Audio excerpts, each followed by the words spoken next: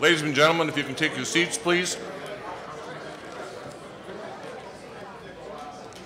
Councilor Timothy Cruz, please come forward.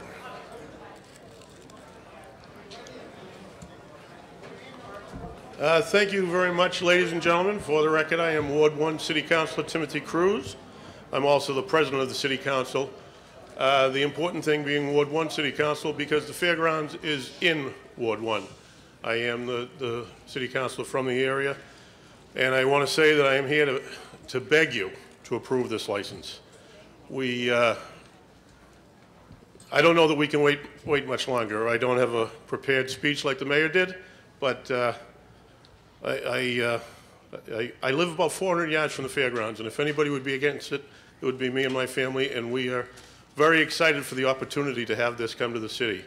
And I can tell you that it's not just about the mitigation dollars, the dollars we can get up front, although that is huge. As we're preparing this year's budget, again, your commission is in charge with it, but we as a city have taken a lot of things on the chin from the Commonwealth of Massachusetts through the last 20 years. We educate people that aren't from Brockton, and we don't get full reimbursement for that. The governor's new budget is going to crucify our schools if it goes through as it is. This is an opportunity for you as a committee, as a commission, to help cities like Brockton, which is really what this legislation was about. I think you will find that a lot of the people that you'll have testify later that are against this are against gambling in general, which I respect. So, you know, there are people who do have an issue with that.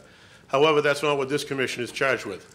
The legislature voted to approve this. The people of Massachusetts voted to approve this. The people of Brockton voted to approve this. Those questions are done.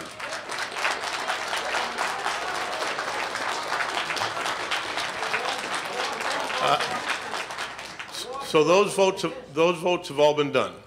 And again, some people might say, I see in the paper every now and then, the election was fairly close. Well, as I joke with city councilors who have won by 5 votes before, you know, you call somebody who wins an election by a vote, you call them councilor. So the election, there was nothing in the legislation that said that you had to win by a plurality or by 65% or by 70%. The election was held in Brockton, and the people of Brockton voted yes on this.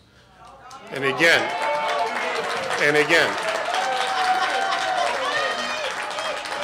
All right, folks, please. Excuse me, sir, would you please be quiet? Thank you. Thank you. Thank you. I'm speaking to both sides. Let's please keep this down. We're not going to be here all night as it is.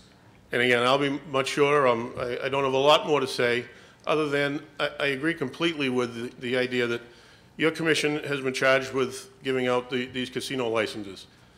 Every day that goes by is more money that the Commonwealth and the city and the area towns all lose out on.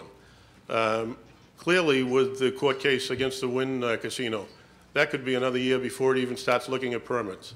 Springfield has already started to make changes and has been pushed back, I believe, a year. This project is ready to go. I've been a city councilor for over 10 years, and I've been very involved before that in much of the what's going on in this city. We try to attract businesses that we can. I don't have any other businesses come to Brockton looking to invest $700 million. The last good piece of property, one of the last really good piece of properties in the city is the fairgrounds. It's a historic piece of property, but the fair itself has pretty much run its course. It's time to move that piece of property, privately owned piece of property, forward. This is a great opportunity to do that. Some of the other items that have come up, Belmont Street in my ward is one of the most dangerous streets in the state. We need to fix it. It's a state road. They don't have the money to fix it. We don't have the money to fix it. The only way I'm going to be able to get that road fixed is with the money that's coming from the developer, who clearly wants that fixed because he doesn't want traffic is something that my constituents are concerned about. I understand that. But the people that will want to make sure there's no traffic issues are the people that want to get their customers off the highway and into the casino quicker and out quicker. They don't want traffic. So they've already worked with us, and I've seen good plans to move that traffic in and out safely. So those are the items that I can't fix on my own in this city, and this is one of our last best chances to move the city of Brockton forward. I currently have 3 hotels in this city that are 100% full. The problem is they're 100% full with homeless families put here by the Commonwealth of Massachusetts that we educate and sometimes get partial reimbursement about 2 years, year and a half later.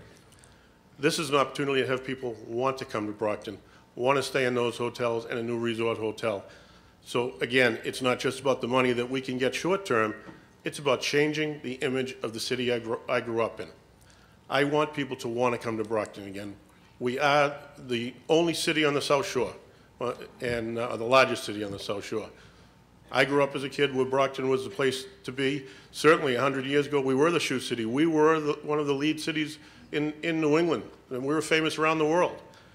I want to be famous for the right things again. I want people to want to come to my city again. If you approve this license, I believe this project will almost certainly be the first casino open in the state, again, other than a slots parlor, and which is not a full-service casino. Again, respectfully, I don't think it's your worry about competition, really not your decision to make. A private business has made a decision that they can, even if the Indian Casino moves forward, that they clearly believe they can make money. They're not going to invest $700 million if they don't believe they can make money. So again, hesitation on your part about oversaturation and that kind of thing, I think that's really not in your ken. I think it's something that private industry makes that decision, and they've made that decision. They're here, they've spent money, and they're ready to spend $700 million in my city. And again, to make it a city where people want to come to. I envision, you know, within a year or two of a casino being open, somebody building a nice restaurant over where the Staples is right now. And instead of empty plazas on Belmont Street and other places, I have restaurants and other things, theaters that people want to come to. So please, I ask you, I beg you to approve this and approve it quickly, because the state is losing out also. At this point, we have no money coming in from casinos. The legislature again approved it, the people of Massachusetts approved it, and the people of Brockton approved it. So please, grant the license and please grant it quickly. Thank you. Thank you. Senator Mike Brady.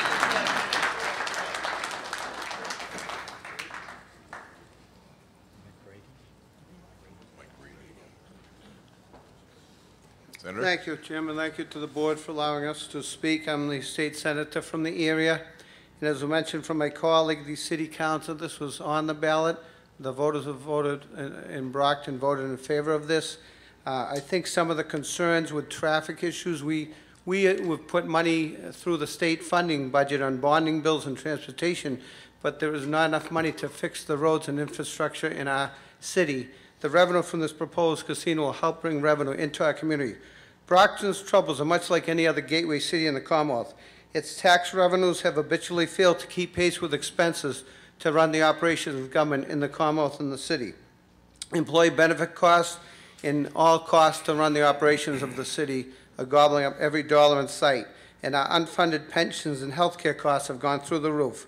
And our tax revenue is not meeting the needs that we need in the city of Brockton.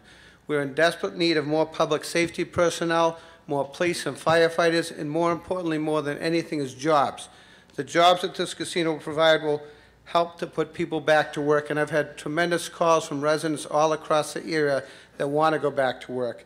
And the revenue, over $10 million that the city will receive from this, and the state, over $100 million in taxes, are much needed to operate the state and the city of Brockton, in which we need to operate our budget and to keep things operating in a timely manner.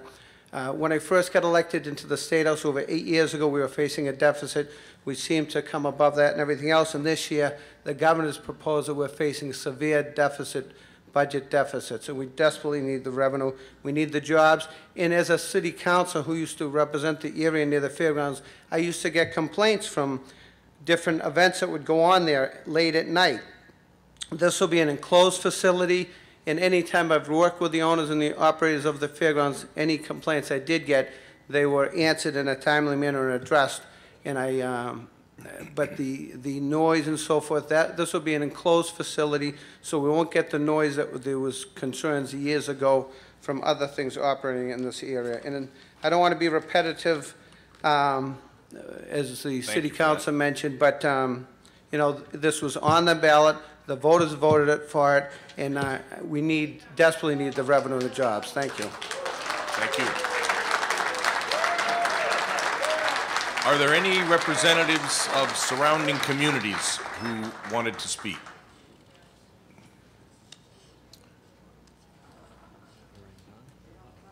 Nope. Hi. Would you identify yourself, please? My name is Jack Lally. I'm a city councilor. I have to say this From was Brockton? from Oh, okay. Brockton, at Ward 6. Sorry, say your name again? Jack Lally. Lally. Yep. This was a tough decision to come to, you know, based on, you know, I had to really look at both sides carefully, but I have to say I am in favor of the casino coming to Brockton. The city is in desperate need for increased investment and increased revenue, and something like this could turn around the entire area and start to really help Brockton. The way we're looking at some really tough decisions coming up when it comes to budgeting. I've been a counselor for 8 weeks. I'm 19 years old, and I already know this isn't going to be pretty.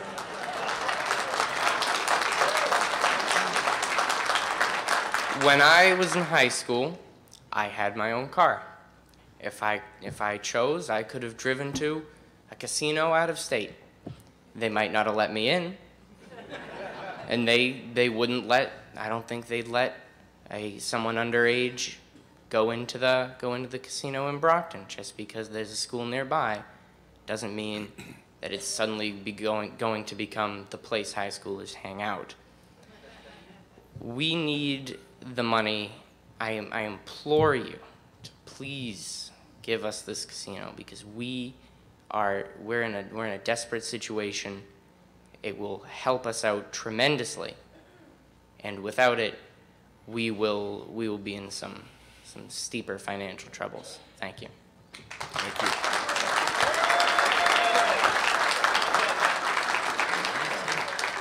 Representatives of surrounding communities?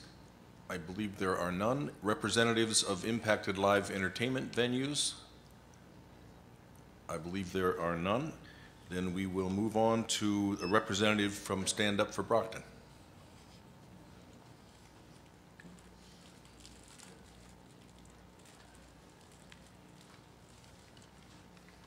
Good evening, Commissioners, Mr. Chairman. My name is Fred McDermott. I'm an attorney, local attorney, Brockton attorney. I'm representing Stand Up for Brockton, and I'm also here on behalf of BIC, Brockton Interfaith Community. I'd like to introduce you to Richard Reed, who's the pastor of the North Baptist Church in Brockton, and he's going to speak on behalf of Stand Up for Brockton. Thank you.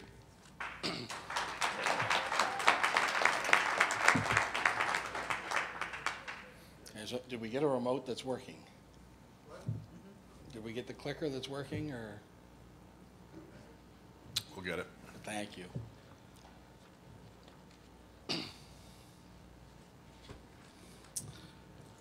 Commissioners, I want to thank you for the opportunity to present to you today some of the concerns of Stand Up for Brockton and at least 50% of the population of Brockton. The harsh reality is that Brockton is going through hard times right now, and the leadership, we appreciate the fact that they are looking for solutions. They were elected to find solutions. Now there are supposed quick fixes, and then there are those long-term strategies. Reality reveals that quick fixes never last and are often harmful to a community. We implore you to follow what we of Stand Up for Brockton would call a biblical principle of counting the cost. Our goal really would be that there be no casino whatsoever in Region C, but there is a reality that there is going to be one, at least one here in this area. The vote on May 12th, we acknowledge we were short by 148 votes. But that yes vote did reveal a great divide in the city, and it certainly was not an overwhelming victory. When you look at what happened, $1.6 million spent against $3,627. I stand amazed that actually it was that close.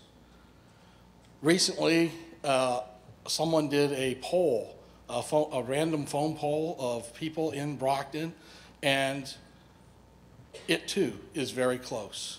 The results were, I believe, 255 people said, I'm neither go for or against or refuse to answer. 700 voted and said that I'm for a casino, and 784 said no casino whatsoever. So it's still a very close thing. It is a divided city. The promise of $10 million a year is a lot of money. I wish somebody would give me $10 million a year to work with. It would be wonderful for our church and for any of the churches in our community. But for Brockton, that's just enough to cover, at the current budget rate, 10 days of operations. The reality is it's not going to provide any relief to our current budget problems in our city. It's going to be spent primarily on policing and other issues that are related to that immediate area of where the casino has been proposed. We say, show me the money, and we know that the agreement says that 80% of the pilot, the payment in lieu of taxes, in other words, pay instead of real property and real estate taxes, it's part of this $10 million, and it is going to be used all up. There's going to be nothing left over, and again, it's going to be concentrating, taking care of services in that immediate area. The city of Brockton is also required to find a better water supply or additional water supply, and adding an enterprise, the size of this proposed casino, according to their documents, would say they use 120,000 gallons per day and generate 110,000 gallons per day of wastewater. We have no remedy for this. Can our system currently handle this? You know, we have a real problem with our water system in Brockton, and the casino is certainly not going to help it. We have an aging water system. Pipes are breaking on a regular basis, and last year we went through a couple days without any water here. Right now, the northernmost city or street in Brockton, Berkside Ave, it has relatively low water pressure. I expect that should something in the middle of town taking 120,000 gallons a day, that's going to diminish down to a trickle. It's a real problem. The desalination plant, the Taunton River plant, you know, it's not ready to meet the current needs of Brockton. This is an issue completely aside really from the casino, but it's preparing Brockton for recovery. And this may or may not be the solution. That's for others to decide. We do have a serious addiction problem here in Brockton, as many communities in Massachusetts do. One of the best quotes I heard on this was by Peter Katzis on WGB radio, who said, "We would never negotiate with a heroin provider how much addiction he can bring into a community. Why would we negotiate the same with a casino?" Again, pointing out the fact that there are ramifications for a decision of this nature. There are problems that do come. Yes, all the numbers that have been placed before us today, they sound impressive, all the extra money and all that, but what happens with families and individuals in our communities? There is a cost.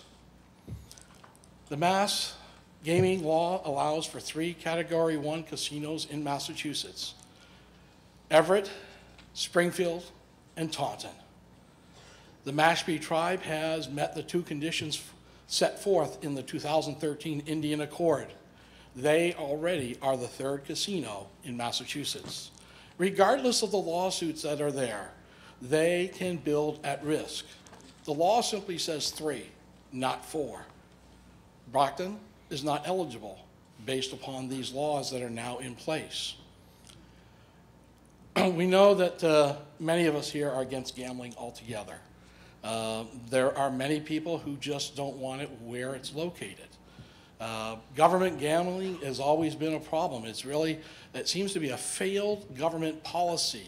Now, I don't know of any government agency that refers to it as a policy, but that's really what it seems to be for the layman to look at it. And it has caused problem for many American families. It's blatantly dishonest. And it just starts with, you know, a little bit here, a little bit there, and then it becomes a real problem. And when this problem gets made worse for an individual, one of the things that we see, and I've observed even in Brockton already, is places like churches and other nonprofits become the first line of defense. When somebody is going through a struggle, whatever it be, one of the places they turn to is the church. I know I get calls every single year, people looking for additional food. This past year, it was for rent and mortgage money.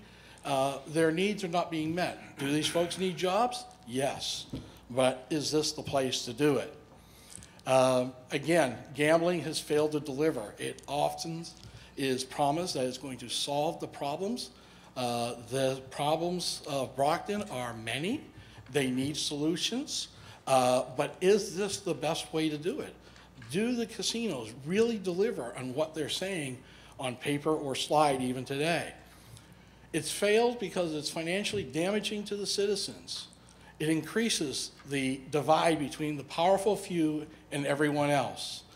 Predatory gambling is a real problem, and it's happening in more and more communities as they continue to expand. The target is the wallet, and it is the low income.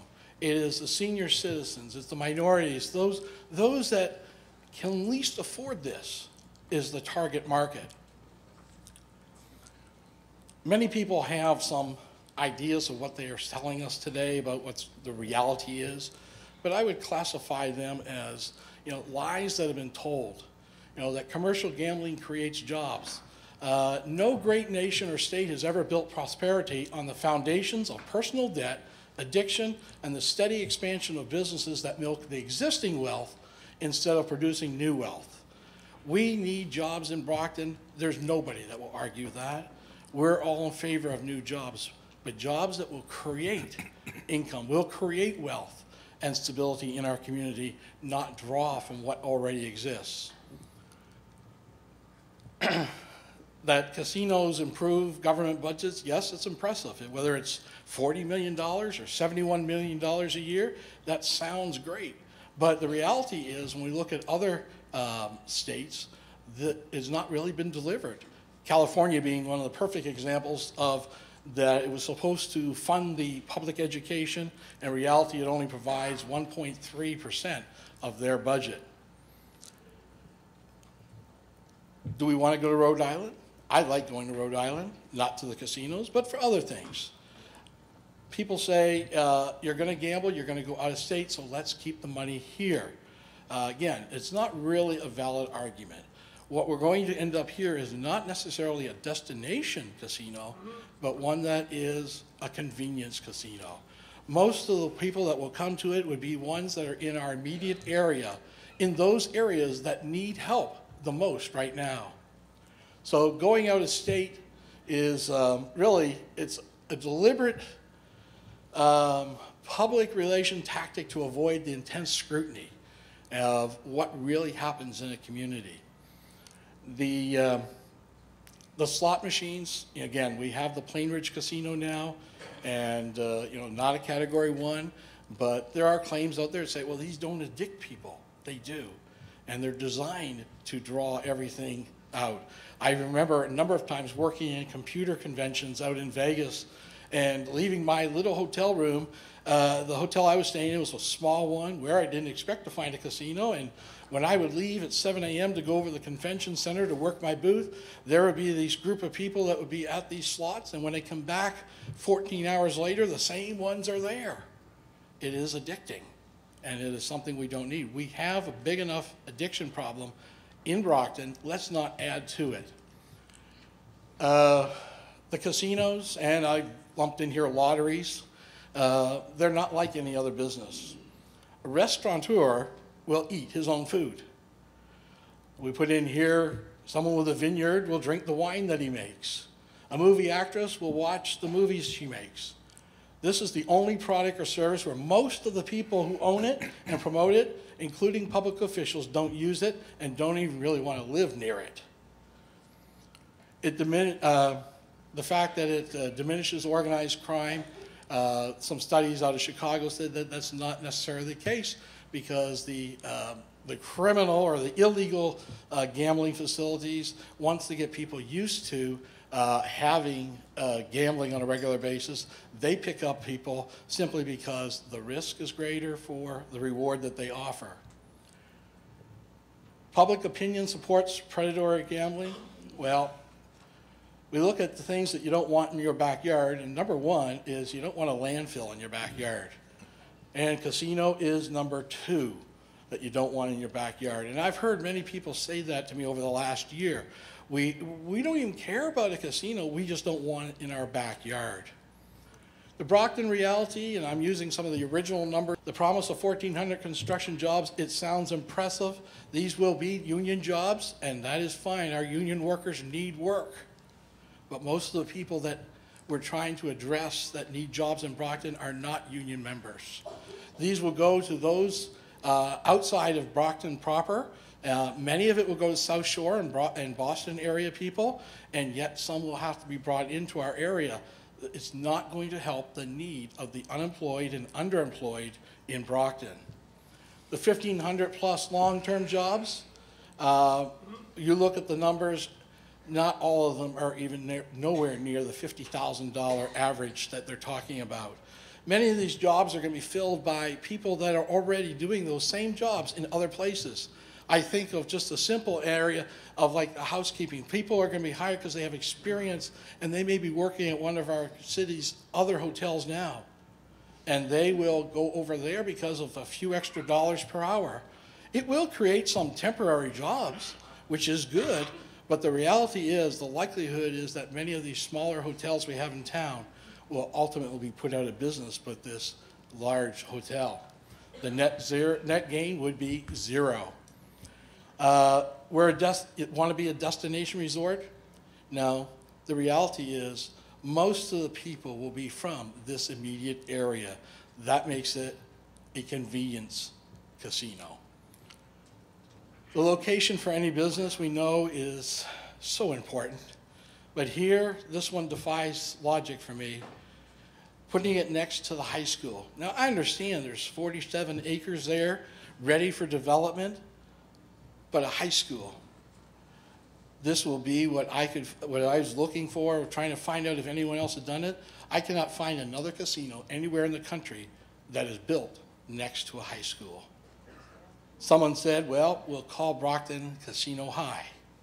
I don't know if it would ever get to that. I'm hoping that if they get their casino, that there will be sufficient measures to keep those that are not eligible to come in there.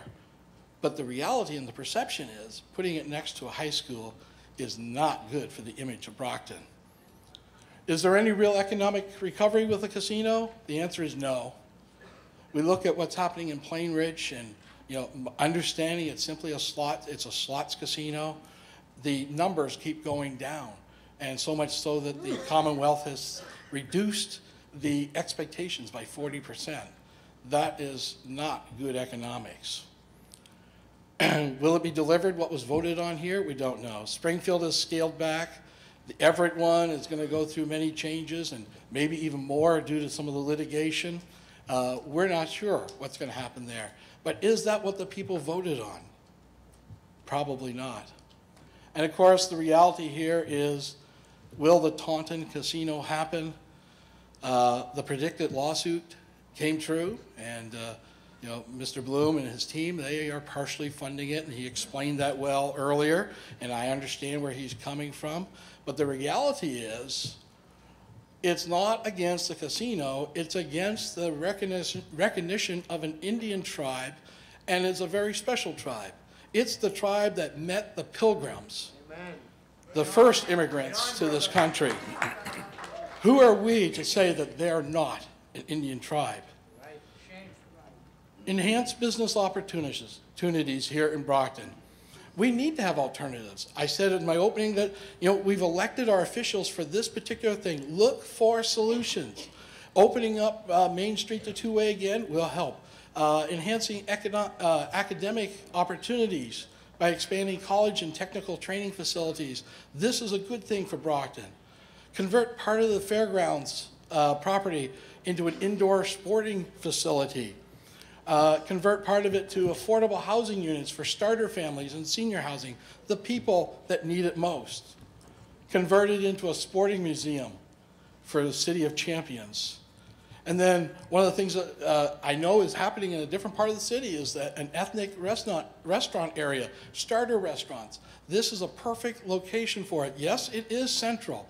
Yes, it is on a main thoroughfare. These are things that should be done. Someone suggested to me yesterday to add something into this was, a new police, fire, and EMT center where it would be centrally located and easy access. Again, a good solution. Searching for more regional and national companies to come to relocate to Brockton. And I know many of our counselors are working on this thing even right now, but let's kick it up a notch and partner with Boston and other regional healthcare facilities to improve what we already have here in Brockton. Make it so that we are truly a city of champions. The time is now for us to stand up for Brockton. Our choice, a short-term solution that comes with some long-term problems and a major disruption of family life and the community, or chart a new course with original and fiscally sound and beneficial to the community ideas and efforts.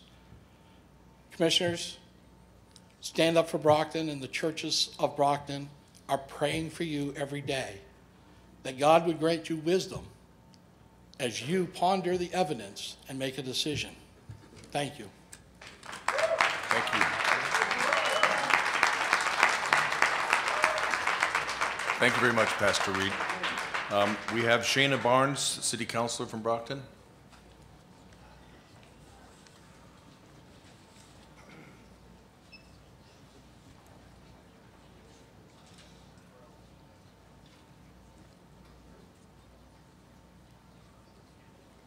Good evening. Good evening.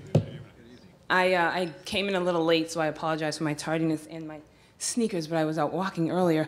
I came in, like I said, I came in a little late, so I didn't hear the beginning of the presentation, but I did hear that it was pretty lengthy earlier, but I guess I'm just standing to, first of all, just to note my opposition to this particular project in the city of Brockton. And just to, not to rebut, but just to address from my perspective and my point of view some of the things that I heard as I came in the door.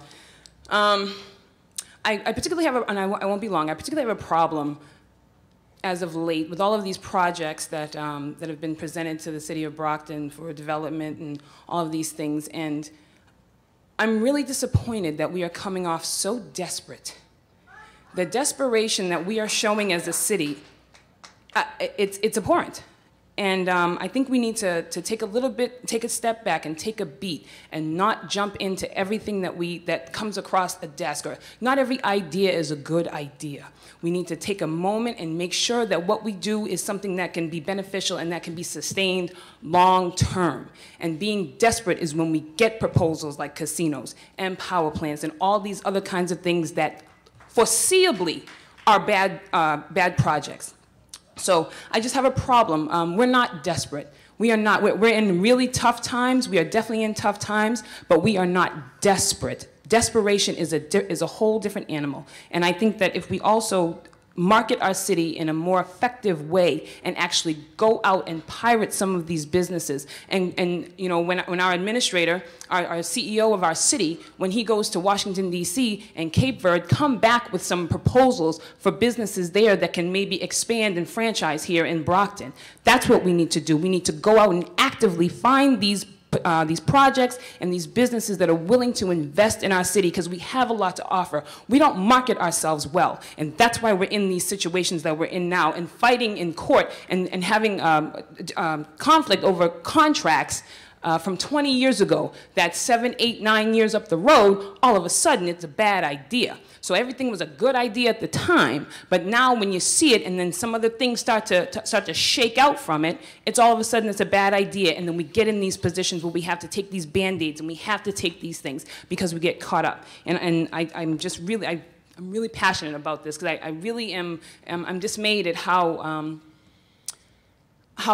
we appear. And I want to make sure that we don't continue to go on this road, that any and everything that wants to come to Brockton can just dump here and then either take off or do whatever they want to do, because that's where we are now.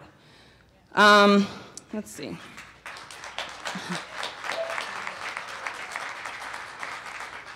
Let's see. Okay, so, you know, traditionally, if you take a look at some of the casinos in some of the other areas, Mohegan Sun, that was like the best thing since sliced bread when it first came around 10 years ago or whatever. Foxwoods, and then Mohegan Sun came.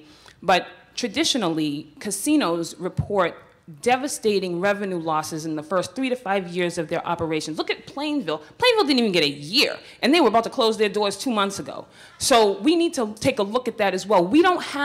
I don't think we have the foundation to be able to support that, and I really don't think people said people will come into Brockton to come to this casino. That's not what's going to draw them there. That's not a family place to bring people. I agree with the Reverend when he said about the indoor arena sports area, or even, that was a good idea about the sports memorabilia museum. How about bringing some culture here? How about not bringing an industry that promotes having a cash check machine in the bathroom? How about that? How about we do that? How about we promote it a little bit better? I was the only counselor to come out against the proposal in the beginning, and I made sure that I did all my research. I attended every meeting. Several of these gentlemen, I've seen them, and ladies, I've seen them several times at the meetings. I tried to go to every single one that I could, and I did as much research as I could. And when BIC started to get their campaign off the ground against the casino, I also went to that. So I wanted to make an informed choice for myself as a resident, as somebody who's going to be living here, who has no real plans of leaving. I want to make sure that as I continue to grow, and as I grow my future family, I hope, that I'll have something, I'll have a foundation, I'll have something that I can be proud of, and I can say, this is where we are, not, oh, that's where that old casino was, so that it looks like some of the other places that are dilapidated and that we haven't been able to fill. Casinos in general, back up. So I'm pretty sure it was mentioned here earlier that we have our challenges. We have our challenges here, and some of the challenges are getting worse. I get that, and we're trying every single day, and myself and the other counselors, we're banging our heads trying to figure out what we can do as a corporation and in cooperative partnership to make this city a little bit better.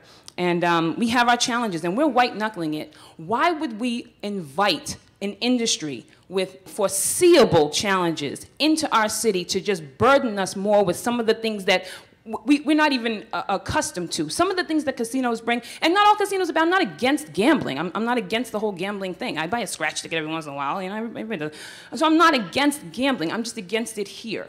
But why would we, with the foreseeable problems that a casino brings, just in general, if you take a look at, not all, but most of them, why would we bring that here to further burden our system? We're looking at major layoffs. We're looking at school deficits.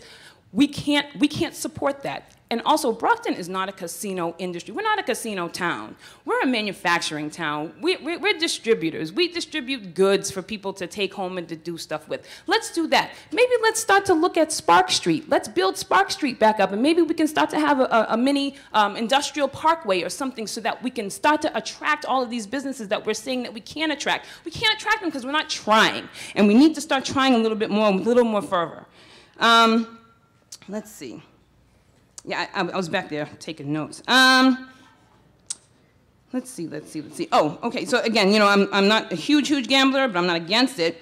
But, I don't really know the odds or all that stuff, the tables and all that, but everybody keeps saying, the people of Brockton voted for it. Yes, a slight majority of the people voted for the casino, but not everybody voted for the casino. I being one, several people in here, tens of people are in here also did not vote for this particular project. And I would say, I would be extremely cautious to wager a $700 million project on the whim of 143 people. That's what the referendum went by, 143 people. It's like 0.01%. So if you can't even get the people in your area to overwhelmingly support your idea, what makes you think that somebody outside is going to support this? again, I respect the developers. I respect, their business. They're extremely wildly successful, and I definitely wish them well in all their endeavors. But let's turn the page on this. What's on page 2 of this proposal? Or not even this proposal, but what's your second proposal? What's the secondary one? Is it something better, again, a sports arena, or something that everybody can take advantage of? Not something that's exclusionary and that only people that either, will leave with their pockets turned out, like oh boy on the thing there from Monopoly. We don't want that. We can't afford that. We cannot afford to burden the people any further with something that is, like I said, foreseeably going to be a problem here in the city. So I would just urge you to not grant this particular license for this city of Brockton, and that's my time. Thank you. Thank you. All right. Now we are to an opportunity for representatives of the public to speak. There are about 70 names on this list. Times 3 minutes, that's 210 minutes. You know how many hours that would be. So we will start. You do have a right for 3 minutes. But number one, let's please adhere to that. And number two, again, we said earlier on, we understand and appreciate the passion. We can feel the passion in the room on both sides of this issue. This is complicated. But rather than repeat and repeat and repeat the same things over and over again, if you can make your positions known, give us a chance to see you and hear your positions succinctly, and then maybe move on. Maybe we'll have a chance to get through everybody who'd like to speak tonight. I'm just going to go through the list starting from the top. Isabel Lopez. I'm going to read several names. Brittany Swigger, Ethan Snow, Stephen Bernard. There are, if you can come up and be in line, it'll save us some time. Isabel Lopez. Pardon? She left. Isabel Lopez, Brittany Swigger, Ethan Snow, Stephen Bernard. Isabel Lopez. I'm reading the statement for her. Okay. My name is Luisa Serrano, and I'll be reading on behalf of Isabel Lopez. Okay. Good afternoon, members of the Gaming Commission. My name is Isabel Lopez, and I'm an organizer for the Brockton Interfaith Community. And I am here today to speak on behalf of the 1,000 residents that have voted no for the casino, as well as the thousands of members that attend BIC member congregations, and on behalf of the thousands of students that attend the Brockton High School. Since the beginning of last year, when we heard the public officials had decided to sign a contract for a casino here in Brockton, thousands of faith leaders started to call BIC to get involved in worrying about the devastating effects this could potentially cause to our city that already struggles with the highest percentage of violence and addiction. Throughout this year, BIC has been working with clergy area member and residents to make sure their voices were heard throughout the election and post-election. Parents who believe it is harmful and a threat to their children's future to allow a gambling casino across the streets from Brockton High School had no other resource than to work to oppose this idea. We have heard from hundreds of Brockton High School students that their dignity has been violated and disrespected.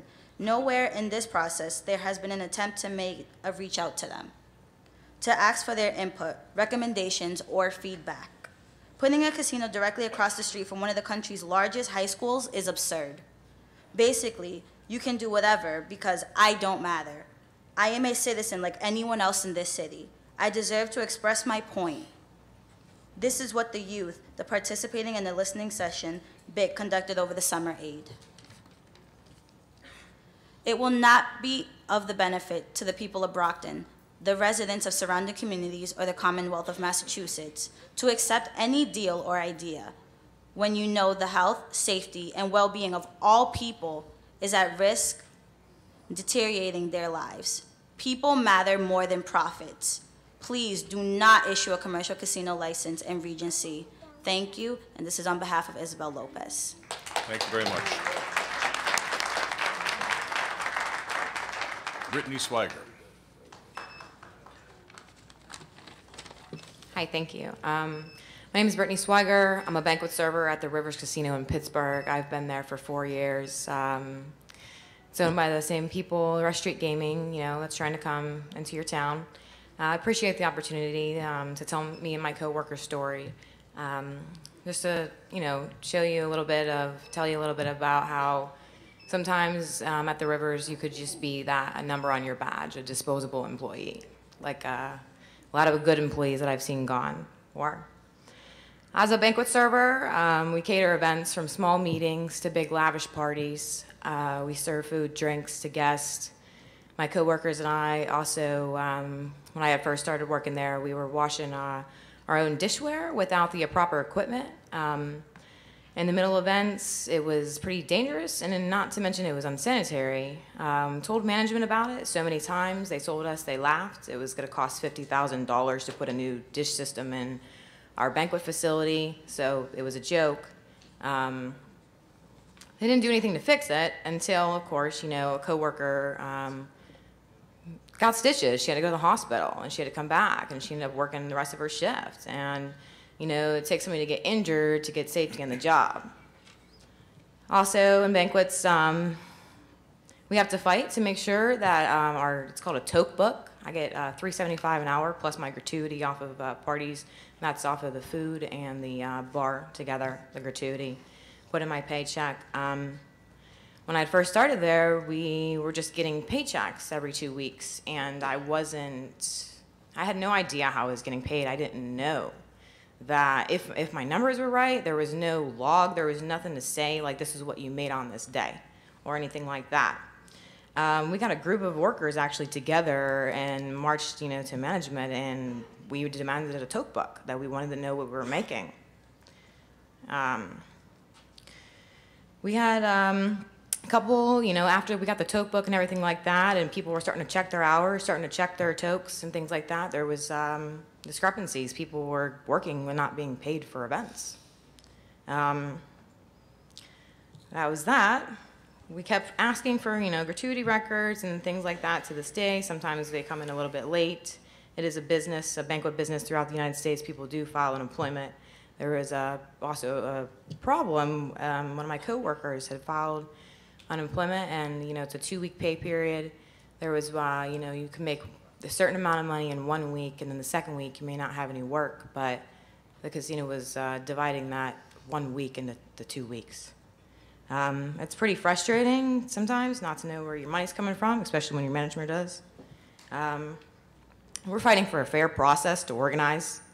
For a while now, we've had, petition running, that was our majority, things like that.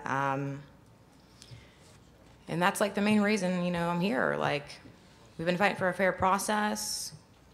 We want to make our job, a great, great job. And we want the accountability, to be there at our job. And I worry that restaurant gaming will treat you like they've treated us. Thank you. Thank you.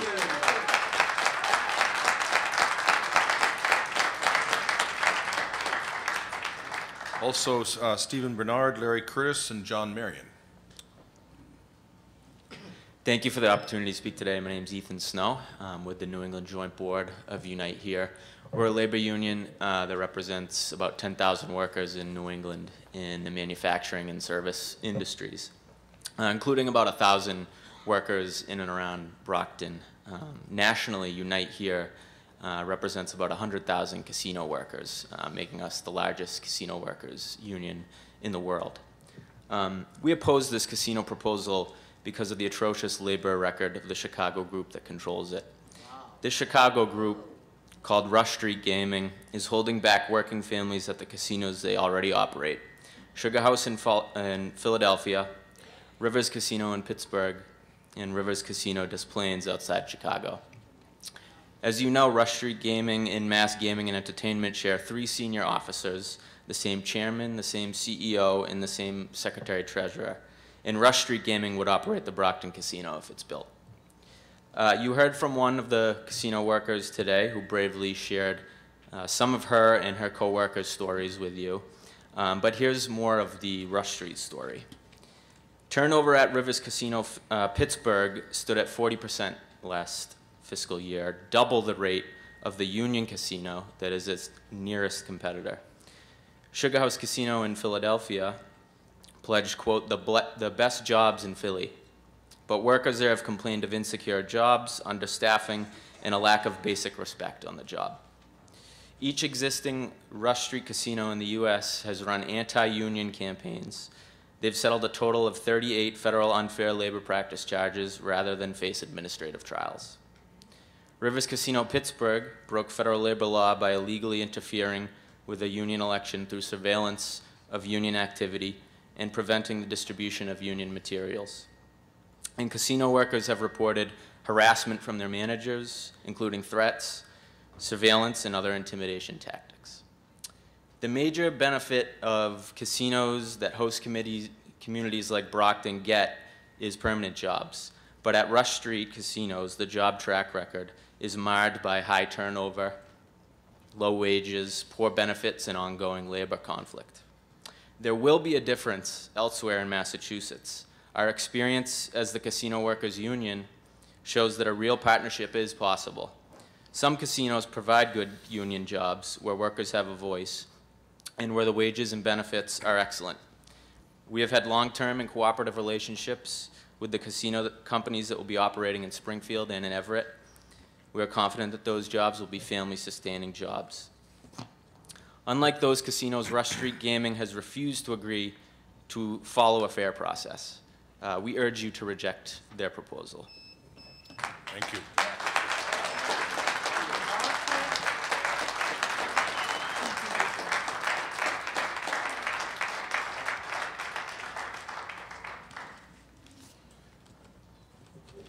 Good evening, Commissioners. My name is Stephen Bernard. I'm a lifelong resident of Brockton, and I'm also president of the local branch of the NAACP, the National Association for the Advancement of the Colored People. Do not be afraid of change. Be afraid of not changing. Socrates, a great philosopher, said that the secret to change is to focus all of your energy not on fighting the old, but on building the new. We who are in favor fervently embrace change. We embrace opportunity and we embrace the positive. This is a one-time opportunity with far-reaching and significant economic stabilizing factors for the city of Brockton, the region, and for the people. The March 2013 Brockton racial profile reads white population 44.2%, the black population 39.4%, the Hispanic population 7.8%, other 3.2, two or more races, 2, and American Indian 0.4%. Obviously, as spoken earlier, we are by now a majority minority city. From the Institute of Assets and Social Policy out of Brandeis University, an article of February 2013 entitled "The Roots of Widening Racial Wealth Gap, Explaining the Black-White Economic Divide," the key factors are, or the key findings are, tracing the same households over 25 years, the total wealth gap between white and African American families nearly triples, increasing from $85,000 in 1984 to $236,500 in 2009.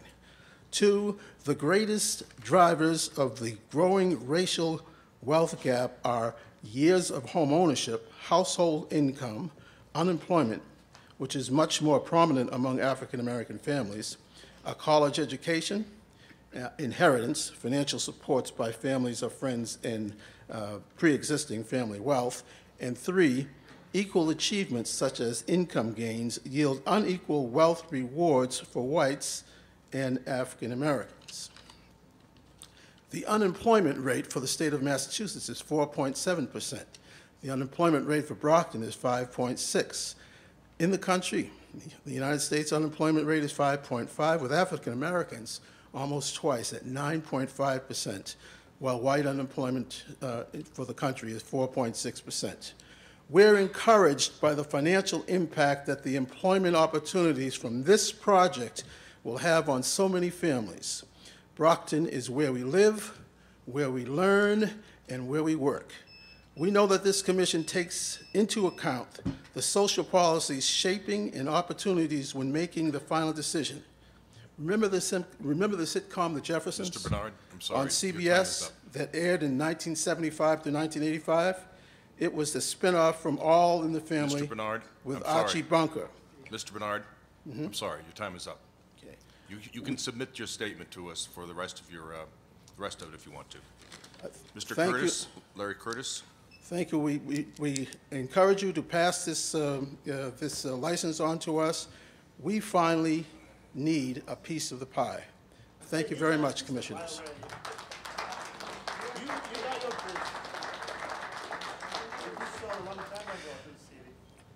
Good evening, and thank you for the opportunity to testify for our great city of Champion City of Brockton. My name is Larry Curtis. I am a resident in the city of Brockton. I am a homeowner, and I'm also a registered voter.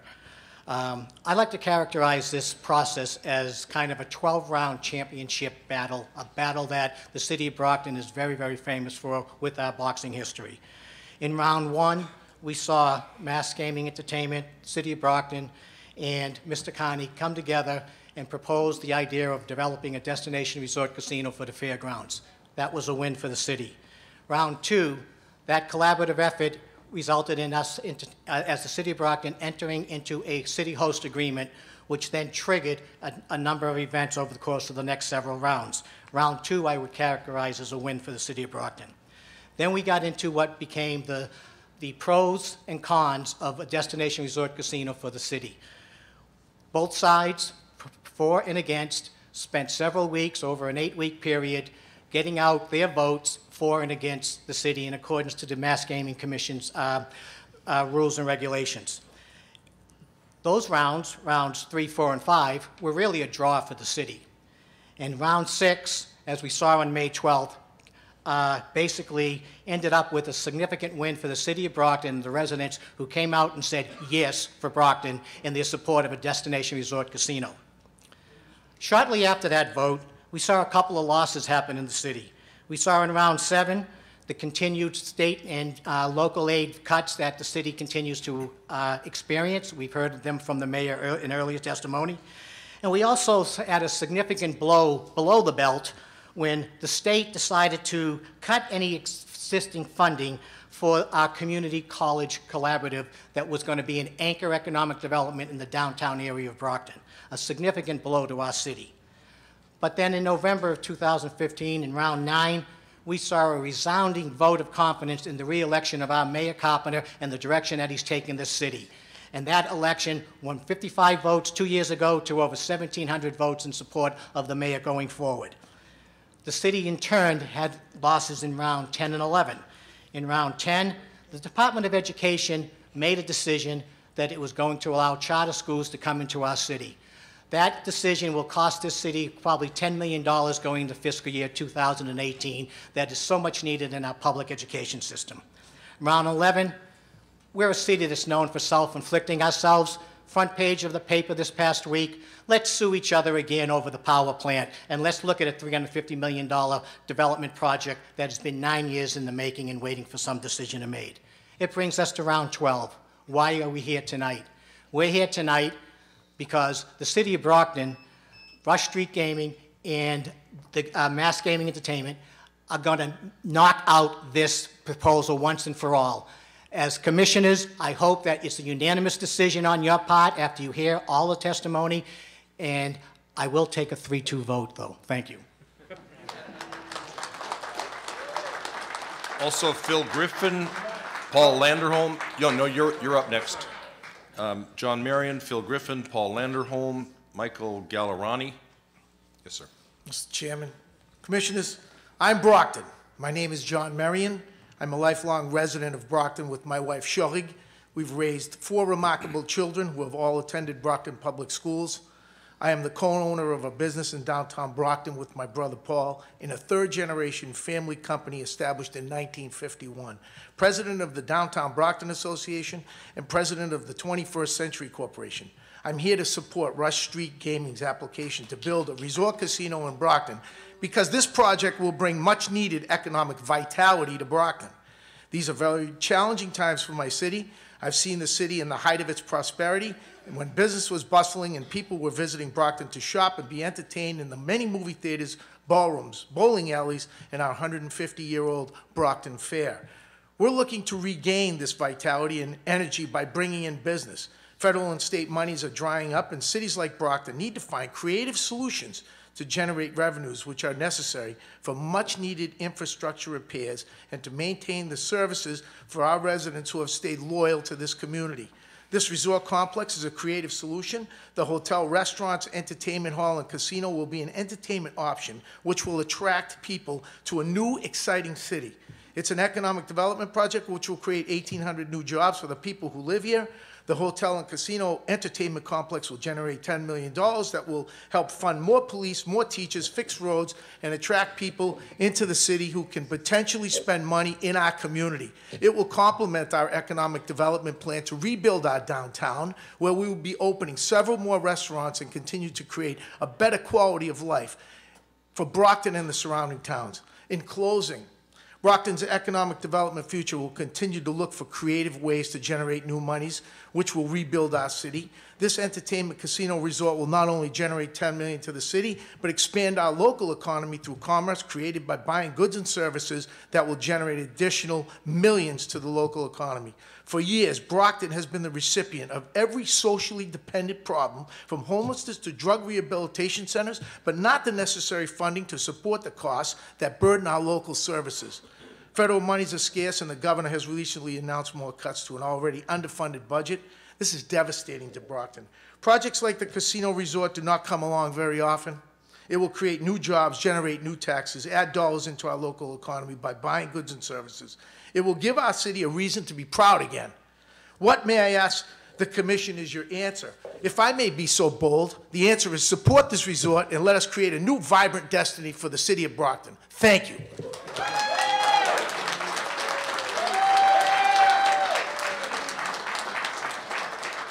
Good evening. My name is Paul Landerholm. I'm a 30-year resident of Brockton. I'm also a Local 7 iron worker. I'm strongly in support of this casino. I'd love to see some benefits to Brockton. That, I mean, what this will bring will be, sorry, I'm not as good as speaker as all these other people before me, the dress. And I'm strong in support for it. We need something here. I mean, we're not a staple of the shoe city anymore. We're a staple of other things in the news. So maybe a casino will bring a different light to the city. That's it. That's all I got. Thank you.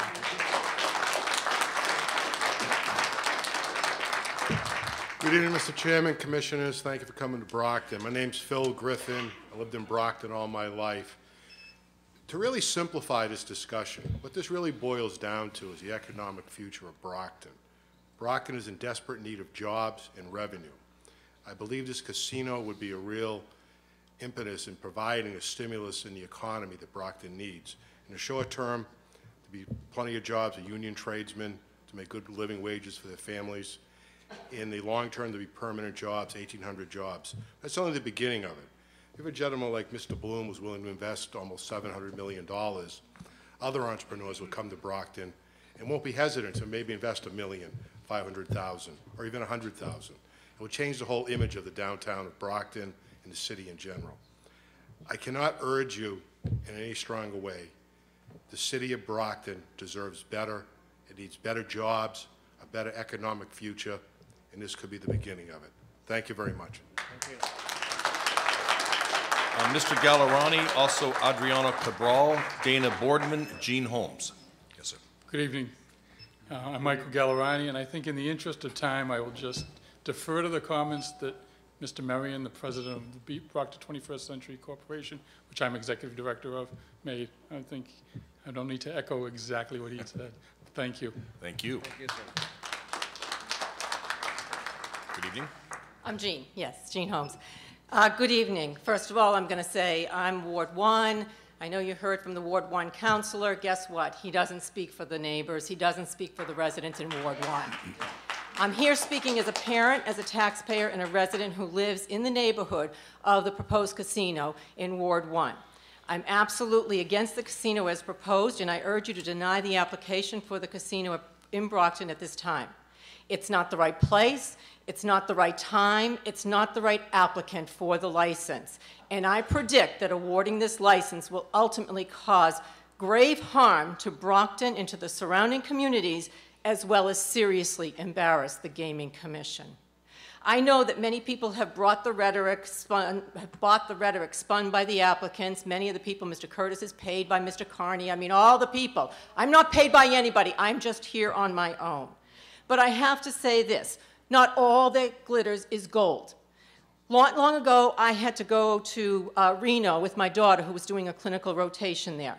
I'm sure this is just one example, but people need to know what the realities around a casino are as opposed to what's been promoted and what has been advertised by this applicant. I went to Reno with my daughter, and I can tell you it was the most depressing weeks and the scariest of weeks that I ever endured. Reno has many casinos, but other than the bright lights of the casinos, the place is a mess.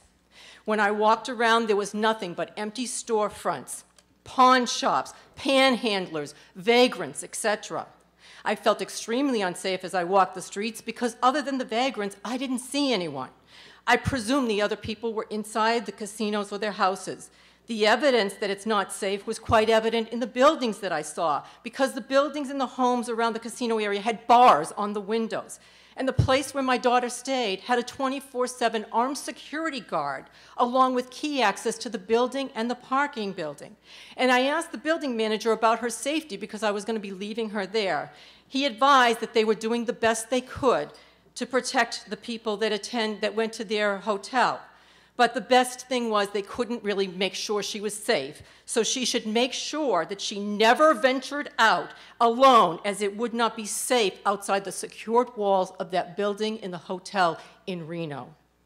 If that's not enough, I visited a pawn shop, and I could not help but feel the pain and the suffering of items that were for sale that clearly belonged to some family member, a spouse, a parent at one time, were probably someone's family heirlooms, but now they were being sold to strangers because the original owners had fallen victim to the lure of the casinos and the bright light.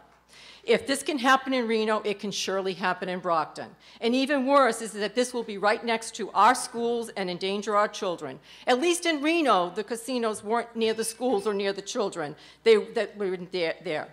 I ask for your indulgence, if I may. I'm almost finished. I would also point out that Mr. Bloom and Carney, they have provided us with lies and manipulations. I think that they have also come before you. I would point to the time of November 4th. Ms. Holmes, I'm sorry. We're out of time. You'll have to finish it. You can submit your comments to us. Just quickly, I would say, oh, the tangled webs they weave. First, they practice to deceive. Please don't fall into their web, please. Thank you. Adriana Cabral, Dana Boardman, Christopher Lovetier, Allison Van Dam.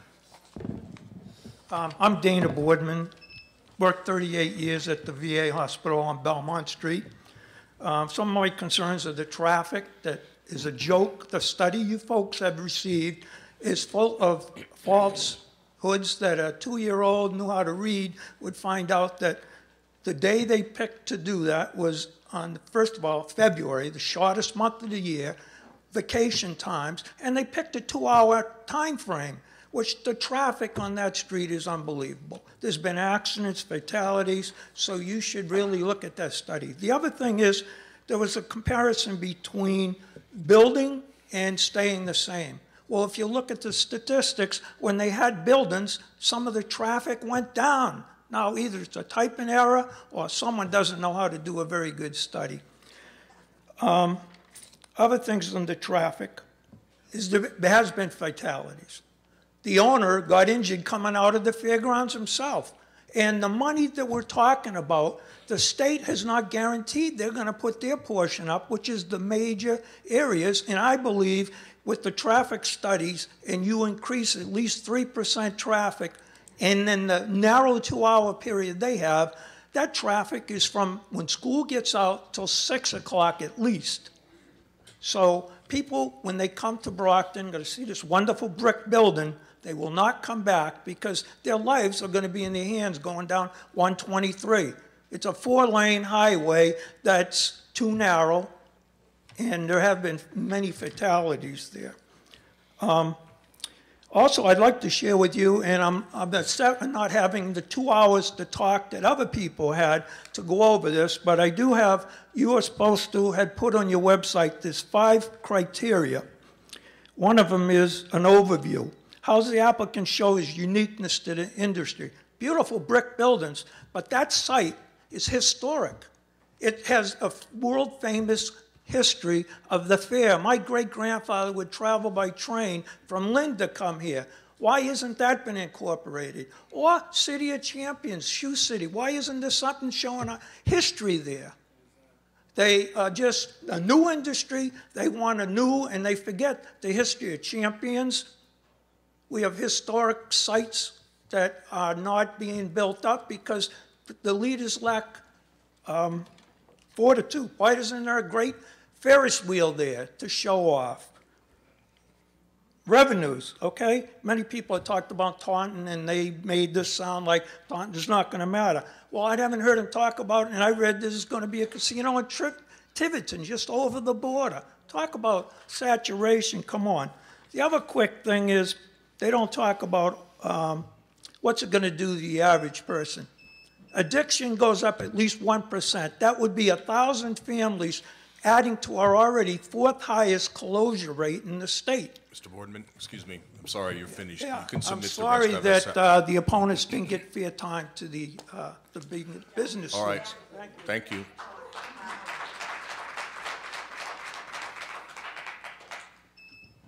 Good evening. My name is Alan Peralt. I've lived in Brockton for the last 5 years. The reason I came to Brockton is because I work for the Brockton Rocks baseball team, which will be right near the proposed casino. And right now, it's only a seasonal job. So in order to able to work, I've been able to only be able to get temporary jobs. And the last full-time job I ever had was I worked at Foxwoods Casino. I mean, I was against gambling and all that, and I, occasionally, will go, but not. I can go to Foxwoods right now and don't even gamble. But at the time, I had just got married. I wanted to start a family, and same thing. There was only temporary jobs. Foxwoods gave me a chance for a salary benefits program. I mean, everything. So I was able to support my family. And that's why I looked at it as a job. And hopefully I can do the same by living here again, staying here, and able to work full-time again so I can able to support my family. That's all I have to say. Thank you. Thank you. Christopher Lovetier, Allison Van Dam, Dr. Mark Oliver, Patricia Lawton. Good evening, sir. Ma'am, my name is Christopher Lovetier. I'm a professional magician. If anybody should have a personal desire to work at a casino, it would be me. If for no other reason, I would find great favor at your card tables. I'm sure I could take plenty home for me, but that won't happen, and I digress. I want to thank Mr. Crosby, Mr. Stebbins, Mr. Zuniga, Mr. McDonald, and Ms. Cameron for giving me time to speak about the grave threat that faces my family and my city. I am a Brockton resident. I have been for over 45 years, minus the 4 years that I served in the United States Air Force defending and representing the Commonwealth of Massachusetts. My wife and I have raised 5 children. 3 have graduated college. The remaining 2 will be freshmen at Brockton High School in September. Your stated mission is to create a fair, transparent, and participatory process for implementing the expanded gaming law. In creating the process, part of your mission is to reduce to the maximum extent possible the potentially negative or unintended consequences. The Commission has been clear that it will base its decision on whether we approve a commercial Regency casino on what it believes is the best interest of the Commonwealth. Your decision to accept the application by Mr. Bloom was based on your doubts about the Mashpee Indians being federally designated a reservation. The tribe did indeed receive that designation. A casino in Taunton, not Taunton, Taunton,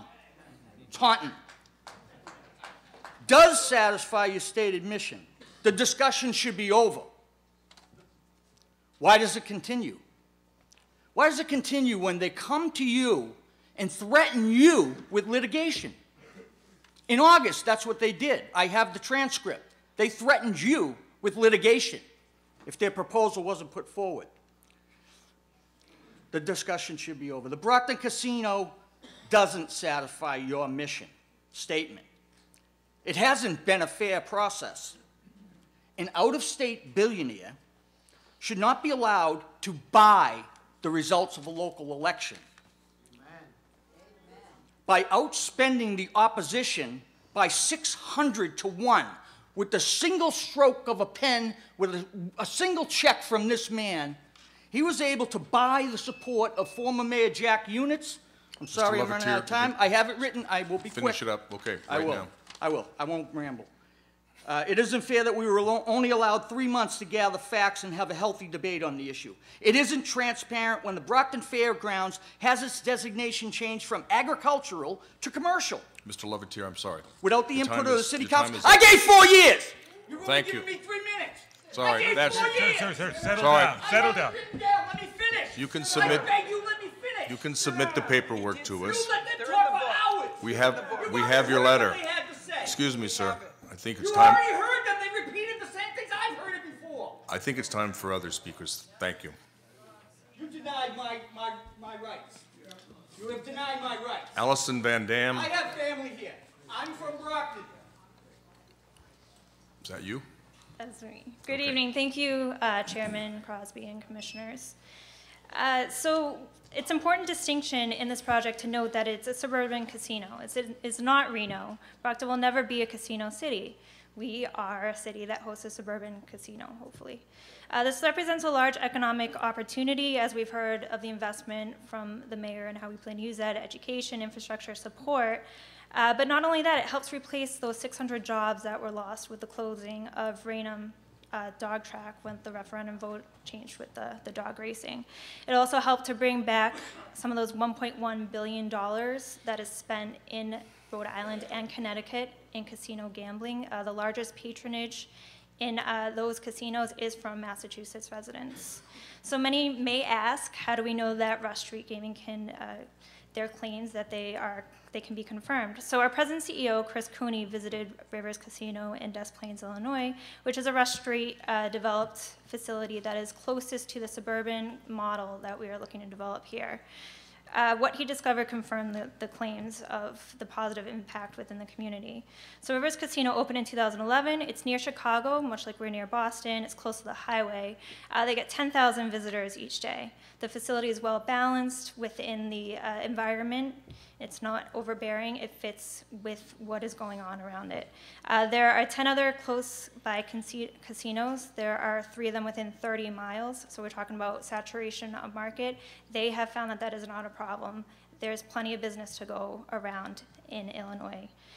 They have partnered locally with the workforce training program in Chicago to place homeless and at-risk families into jobs in their casino. They mentored hundreds, employed 26, and invested $200,000 through grant scholarships and sponsorships. The faith-based groups have actually supported the casino as well because they have provided financial aid, food, and volunteerism to those different nonprofits. In fact, they gave $1.7 million in donations beyond the host agreement to the different communities. It helped to finance infrastructure, roadway reconstruction through the casino taxes. There was a new transformative drinking water project, which will also save a local water rate for the residents as well.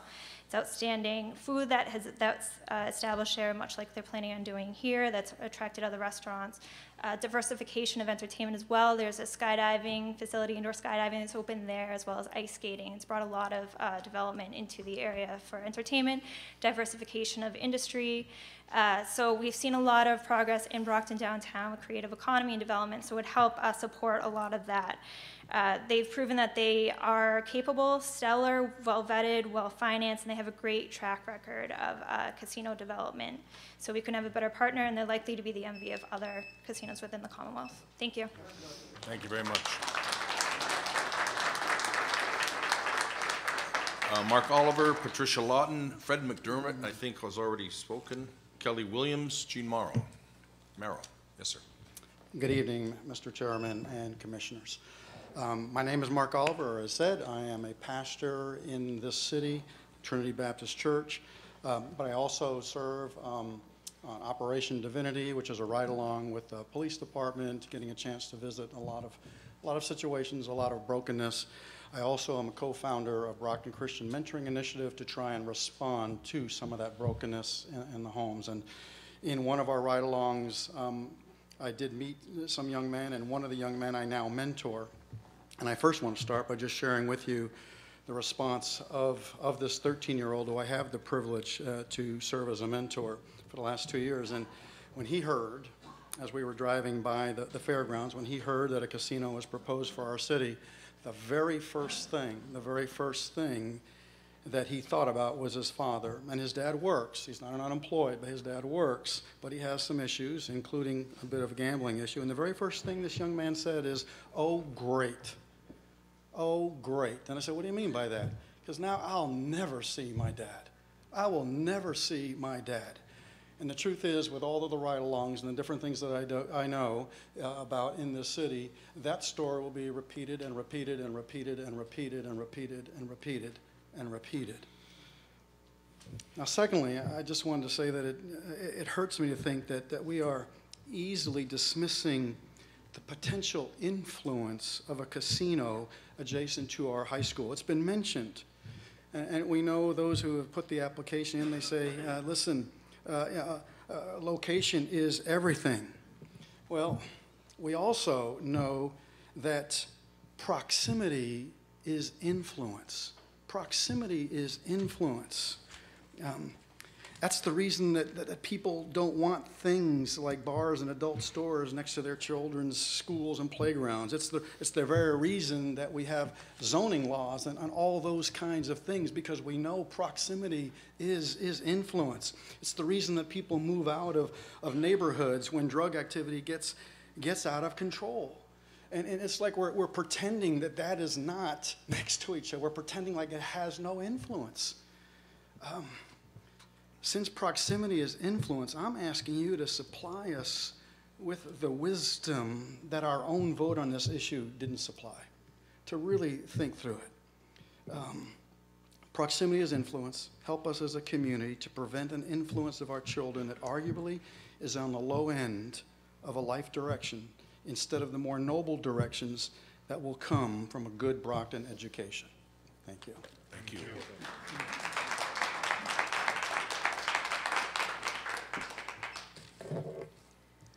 Good evening, Commissioners.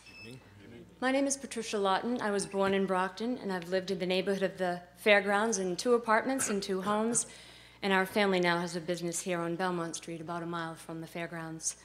Every summer we look forward to the Brockton Fair, as did my parents and grandparents. People came from all over the area to go to the fair. But times change, and so has the fair, and now is the opportunity for something else to take its place. Something that will continue to offer entertainment as the property has for 140 years. The casino is just part of the proposal. Let's not forget the 225-room hotel, the 25,000 square foot entertainment space, room for restaurants, and the development surrounding the fairgrounds that history tells us is sure to come with it. I would like to change the adverb to a preposition talking about Brockton, as in going past Brockton to going to Brockton, as they did for 140 years for fun and entertainment. This is what is at stake here. The perception that Brockton isn't a good place to go.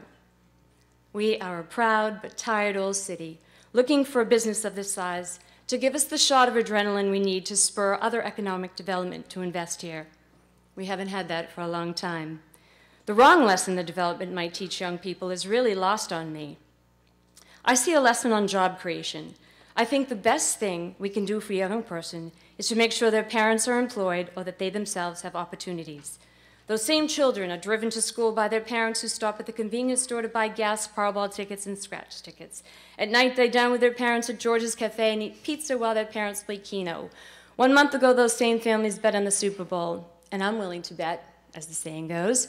This month, they're in their office pools betting in favor of Ohio State against Villanova. Gambling is all around us. I know there are some who moralize against the evils of gambling. May I point out that many of those who oppose the Brockton license have already publicly supported the grant of a federal license to the Wampanoags in Taunton, just 13 miles from where I'm standing. It's okay to bet in Taunton, but not here. Moral decisions are not made by commissions. This is a business decision. A business with a great track record wants to come to Brockton and bring with it money and jobs to help our city. We have always been known as the City of Champions. Some boxers have helped secure that title for us, and we are still fighting to keep that name. We are in the ring right now, and we need one more champion. We need you, the Commission, to grant us the license for this proposal. Give us one more round to foster economic growth and the potential to make the city once again a place people go to be entertained and to be an even better place to work and raise a family. Thank you for your time. Thank you.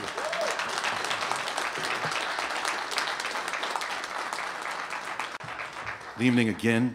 Fred McDermott. I am a lifelong resident of Brockton. Actually, I'm a third generation Brocktonian. I have a home here. I have a business here. You know, we've heard a lot of things about the desperation of Brockton. Unfortunately, there are a lot of older mill cities that need money. Chicopee, you name it, Lawrence, Lowell. You're not here to give people money. You're here to determine what's best in terms of this commission and casino. Region C already has a casino. It's in Taunton. End of story. There's 3 casinos in the state. If you contemplate a 4th, and maybe a 4th might have been contemplated, but that might be up for litigation too, who knows? But could you possibly contemplate a 4th that was, as she said, 13 miles away from a casino? You can get on 24 now, and within 15 minutes, or if you drive like most people on 24 within 10 minutes, you can be to where that casino is going to be. Why would you want to put another casino 10 minutes away by car? Brockton does have problems, has a lot of problems, it does need money. But certainly you don't need to start cannibalizing casinos or permitting your way into a lawsuit by granting a 4th casino, by allowing Brockton to have one. I pay my state taxes too. I want to make sure that each casino pays their state taxes. I wouldn't want to miss the state miss that opportunity. And if Brockton is granted that, then that means that the Taunton casino pays no taxes. Brockton casino is the wrong thing for the state, and it's the wrong thing for the city. Thank you. Thank you.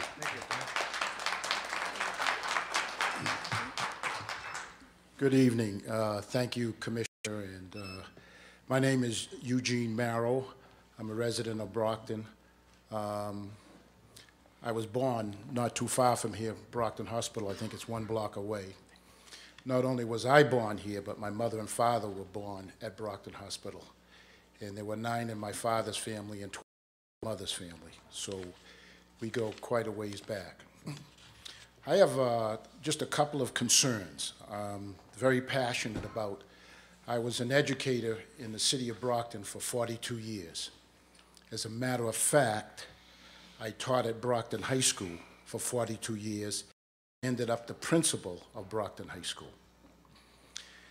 Now, I know they mentioned about, this casino being so close to Brockton High School, but I've also had the pleasure of working with in a gambling a place called Rainham Park for Mr. George Carney for over 20 years. And I can tell you in those 20 years, and also at the Brockton Fair when they had the horse racing, and Marshfield Fair and Weymouth Fair, and there's never been any problem with students involved in the gambling and what have you. And this casino that's going, hopefully that's going to be built in Brockton is going to be very secure. Brockton High School students are not going to be waltzing out of Brockton High School and waltzing over to the casino. So I really don't, and I'm very compassionate about Brockton education. And the reason that I am for the casino is that in the 42 years that I was an educator in Brockton, I have seen the educational system go through some very difficult times. I was here when they laid off 450 teachers when we had 40 and 50 in a classroom. And it took us over 10 years, to get back to normal. We are now back in the throes of going back to that situation. Funding for the education has been cut. You heard that there's a new charter school coming to the city of Brockton that the superintendent didn't want, the mayor didn't want, the city council didn't want, the school committee didn't want, and we didn't need it. This city of Brockton is the best urban city in Massachusetts when it comes to education, and you can look it up. We have made great strides in bringing up MCAS scores and all of that. They should have never allowed, first of all, the charter schools to come to Brockton. We are not in the lowest 10%. So I urge you, was that my signal to leave? Yeah, that was your signal. Okay. I just want you to know that I'm passionate about the education in Brockton, and I think that will help us in that endeavor. Thank you. Kelly Williams, Bishop Texana, Viviana Sapien. Yes, ma'am. Hello, thank you for allowing me the honor to speak here tonight on behalf of Street Gaming. Personally, I want to tell you that my husband and I have lived in the Northern Liberties Fishtown area, lived and worked for over 20 years. And to see the renaissance of our neighborhood and the surrounding areas is just so overwhelming. It makes us so proud, and the new businesses and restaurants and the bars and the parks and the dog parks and the sidewalks and trees and the waterfront that we've always wanted to be developed is so beautiful now, and it brings us such pride to be a part of it. Now I work there. One of my jobs at Sugar House is to facilitate new hire orientation. One day a new hire stood up and he said, "I would love to share my story." And he said, "Kelly, I have lived in this area, born and raised, and now I have 3 little boys and a little girl.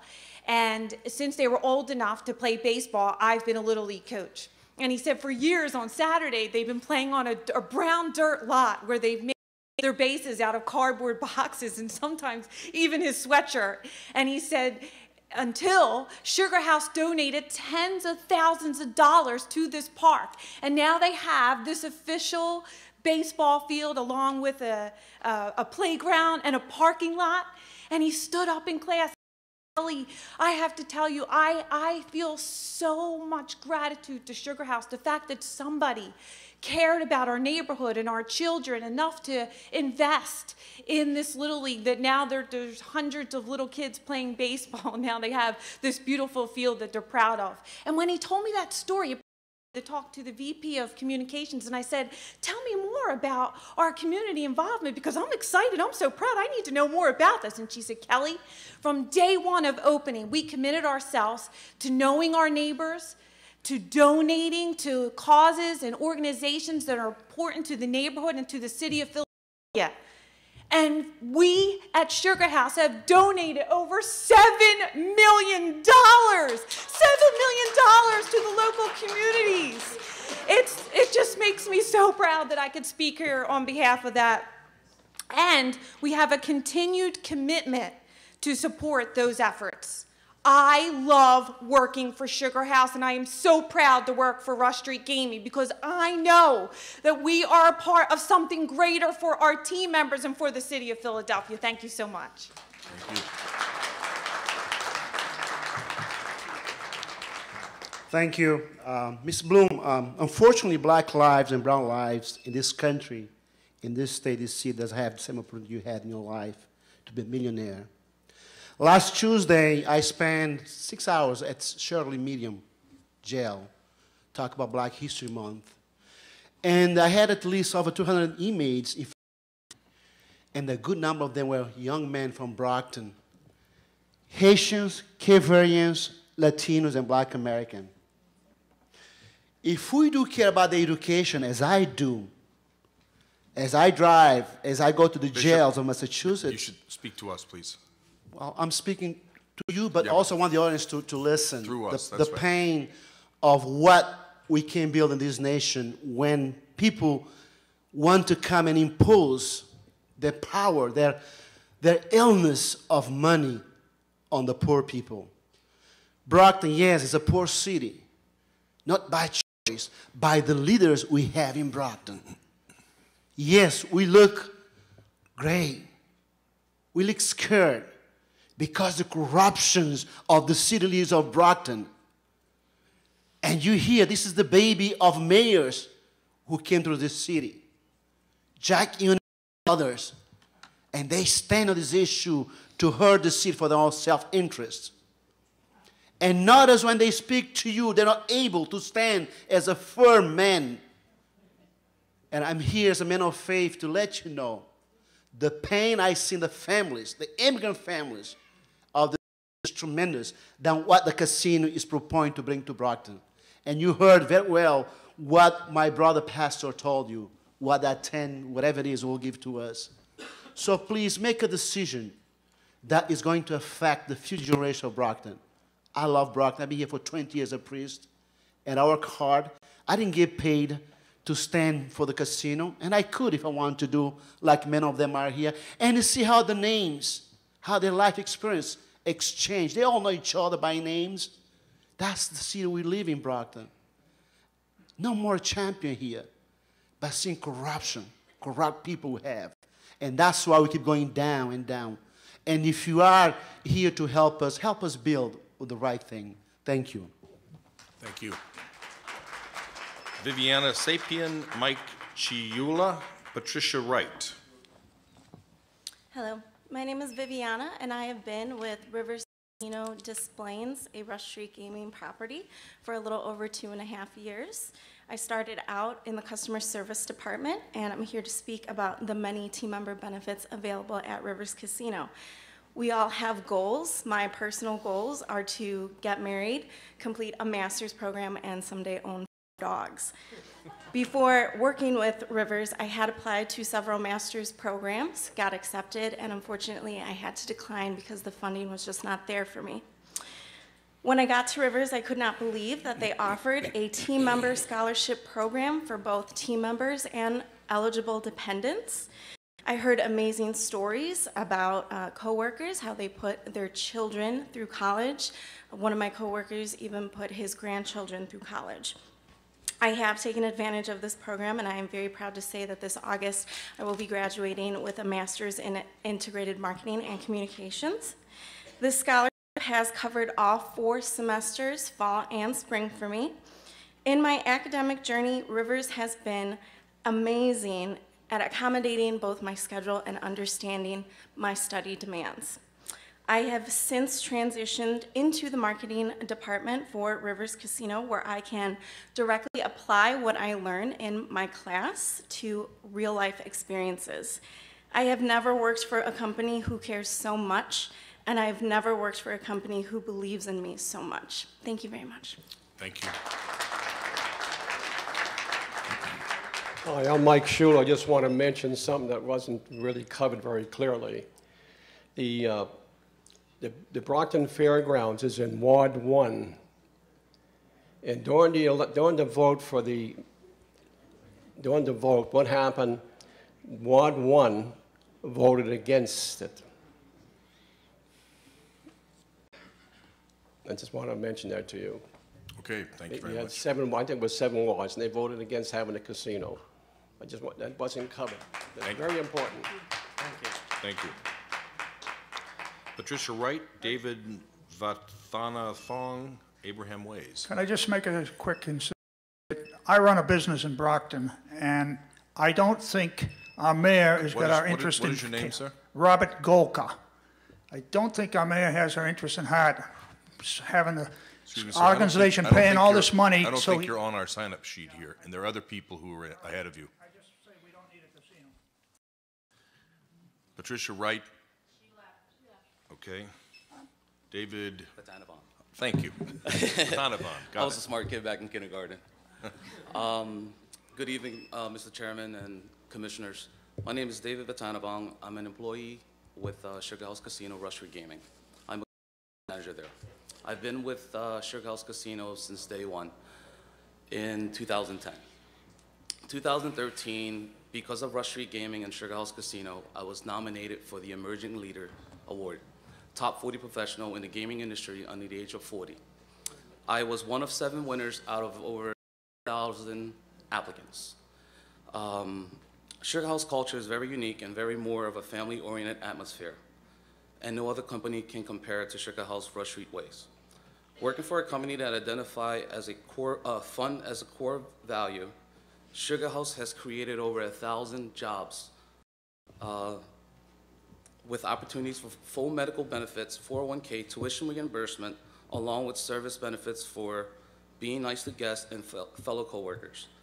Attendance bonus for hourly employees, for showing up for work on time, for having a perfect attendance. Sugar House giving back to community. On Thanksgiving, we donated over 1,200 turkeys and canned food back to the community. We also, as a matter of fact, Friday just passed, we had a denim day. We donated over $7,000 to the Police Athletic League for us to wear denim jeans to work, a dress down day. I want to talk about one of our employees. About 1.5 years ago, he lost his family and everything that he owned to a tragic fire. Our GM heard news of it. We had pallets of houseware items and clothing and money to donate to him. It's very touching and feeling that we have a company like this that cares so much for the employees and the community. Thank you for your time. It was an honor to speak on behalf of a company that I love and I'm proud to be a part of. Thank you. Thank you. Abraham Ways, Melvin Carlisle, Dwayne Denny. Good evening. My name is Abraham Waya. Waya, my apologies. Waya, thank you. Mr. Chairman and members of the Commission, thank you so much for the opportunity to speak. You have heard many repetitions of many things you've already heard many times before, and you have to look as intent and as serious as possible, even though you have heard it before and you can repeat it yourselves. But thank you so much for doing that. I am a United Methodist pastor. I was appointed to Brockton by the bishop, and when I was appointed, the first thing I did was to go online and check Brockton. I heard everything that the mayor mentioned a moment ago, and all through the list is all the negative things about the city. And in the midst of all the negative things, there was this shining light that year that I came to Brockton, Brockton High School was at the top of one of the 100 out of the 21,000 high schools in this country. I thought that was a great thing. And I got here, and I've had a wonderful time being a minister in this city. A moment ago, Mr. Bloom mentioned something about his own life journey and the wonderful work his mother did to raise him and his sister. And I want to thank God for that she did not, at the time that the temptations might have been there, she did not take the $95 for his institution and gamble with it at a school or at a casino somewhere. Had she done so, he probably wouldn't be here today, and he probably wouldn't have been in the charity he has been doing, at least at that point. So I want to thank God that that happened. I think that one of the dangers we have in this conversation is we look at the dollar figures, and that is great. The city of Brockton wants money. That's understandable. But much of this money is coming from people's pocket. This is not money as in a manufacturing industry or somewhere you make something and you make a profit out of it. This is all money coming out of people's pockets. And if I were a betting person, I bet that majority of you, and maybe even the people who are represented here supporting it, do not themselves bet. They will not themselves gamble. They will not take out their money and put it in the gambling machine because they know we want the money. Yes, we want but it comes out of somebody else's pocket. And I want to encourage you strongly, all that you have heard, to not grant a license for a casino in the city of Brockton. Thank you very much. Thank you. Also, Melvin Carlisle, that you? Yes, sir, that's and me. Dwayne Penny and Gary Leonard, Michael Matthew, I think. Yes, sir. Mr. Chairman, Commissioners, thank you for this opportunity. I'll be brief. My name is Melvin Carlisle. Excuse me. My name is Melvin Carlisle.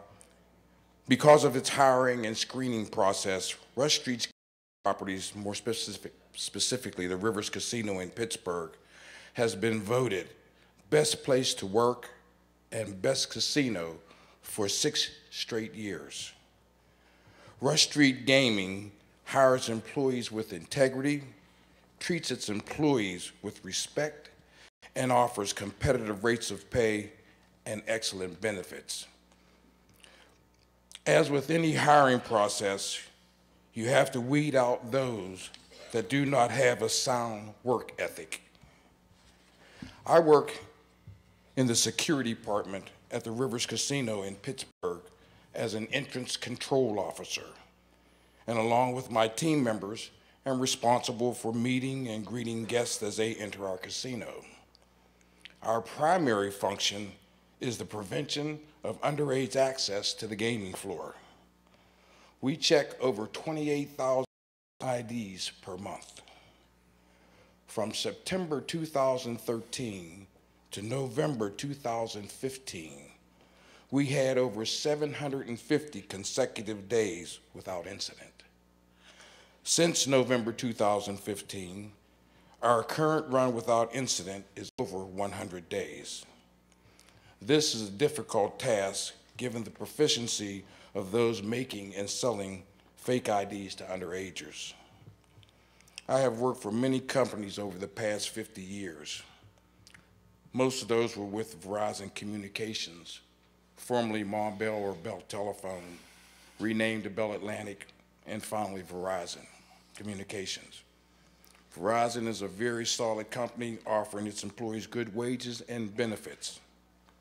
Since signing on with the Rivers Casino in 2011, I must say this company is by far the best employer I have had across my working career. In 2012, I was voted Employee of the Year by over 2,000 of my peers. What an honor. The Rivers Casino in Pittsburgh is involved with the local community through many community projects, such as riverbank cleanup, restoration and painting of various buildings and sites, and through donations. I am extremely proud and pleased to be part of the Rush Street Gaming team at the Rivers Casino in Pittsburgh. I urge you to review the success of other Rush Street Gaming properties and surrounding communities as you render your decision. Thank you. Thank you.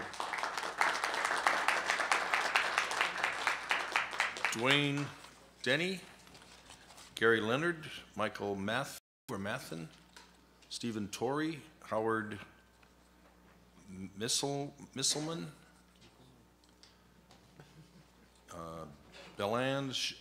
Belange Jean, my apologies if I'm getting these wrong, Jeffrey Anatoli, Steve Warner, Ashley Schrag, Alan Peralt snuck in. Hello. Hello. My name is Ashley Schrag, and I've been with Rush Street for 5 years. I'm going to share my personal journey with you.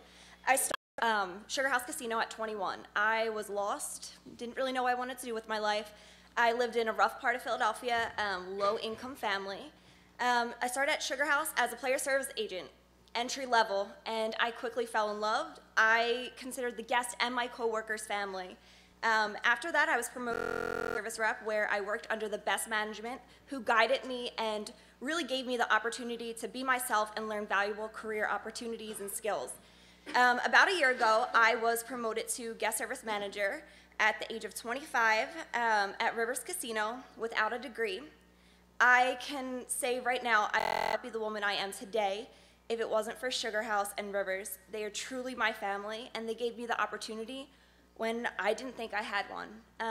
They believed in me when I didn't believe in myself, and they really have changed my life. So our fundamentals at Rush Street, Our fund serves integrity and respect. And our core values, they're not just words written on paper. They are engraved in our team members' hearts. We truly live and breathe those values. Our team members, we care about them so much, and we are always showing them appreciation, finding new ways to really just give them the appreciation they deserve for going out there and working hard. At the end of the day, they are our most valuable asset. Our service is excellent, and if you don't believe me, you can read all of our survey comments from our guests. They will tell you that the reason they choose Rivers is because of our team members. All casinos have table games, all casinos have slots, but our service is beyond everyone else. So that's why they choose us, because when they come into Rivers, they feel like family. So if you're looking for a casino that will make a positive impact on your community, your team members, and the guests that enter those doors, then adopt us. Let us become part of your Boston family. Thank you so much, and have a wonderful night.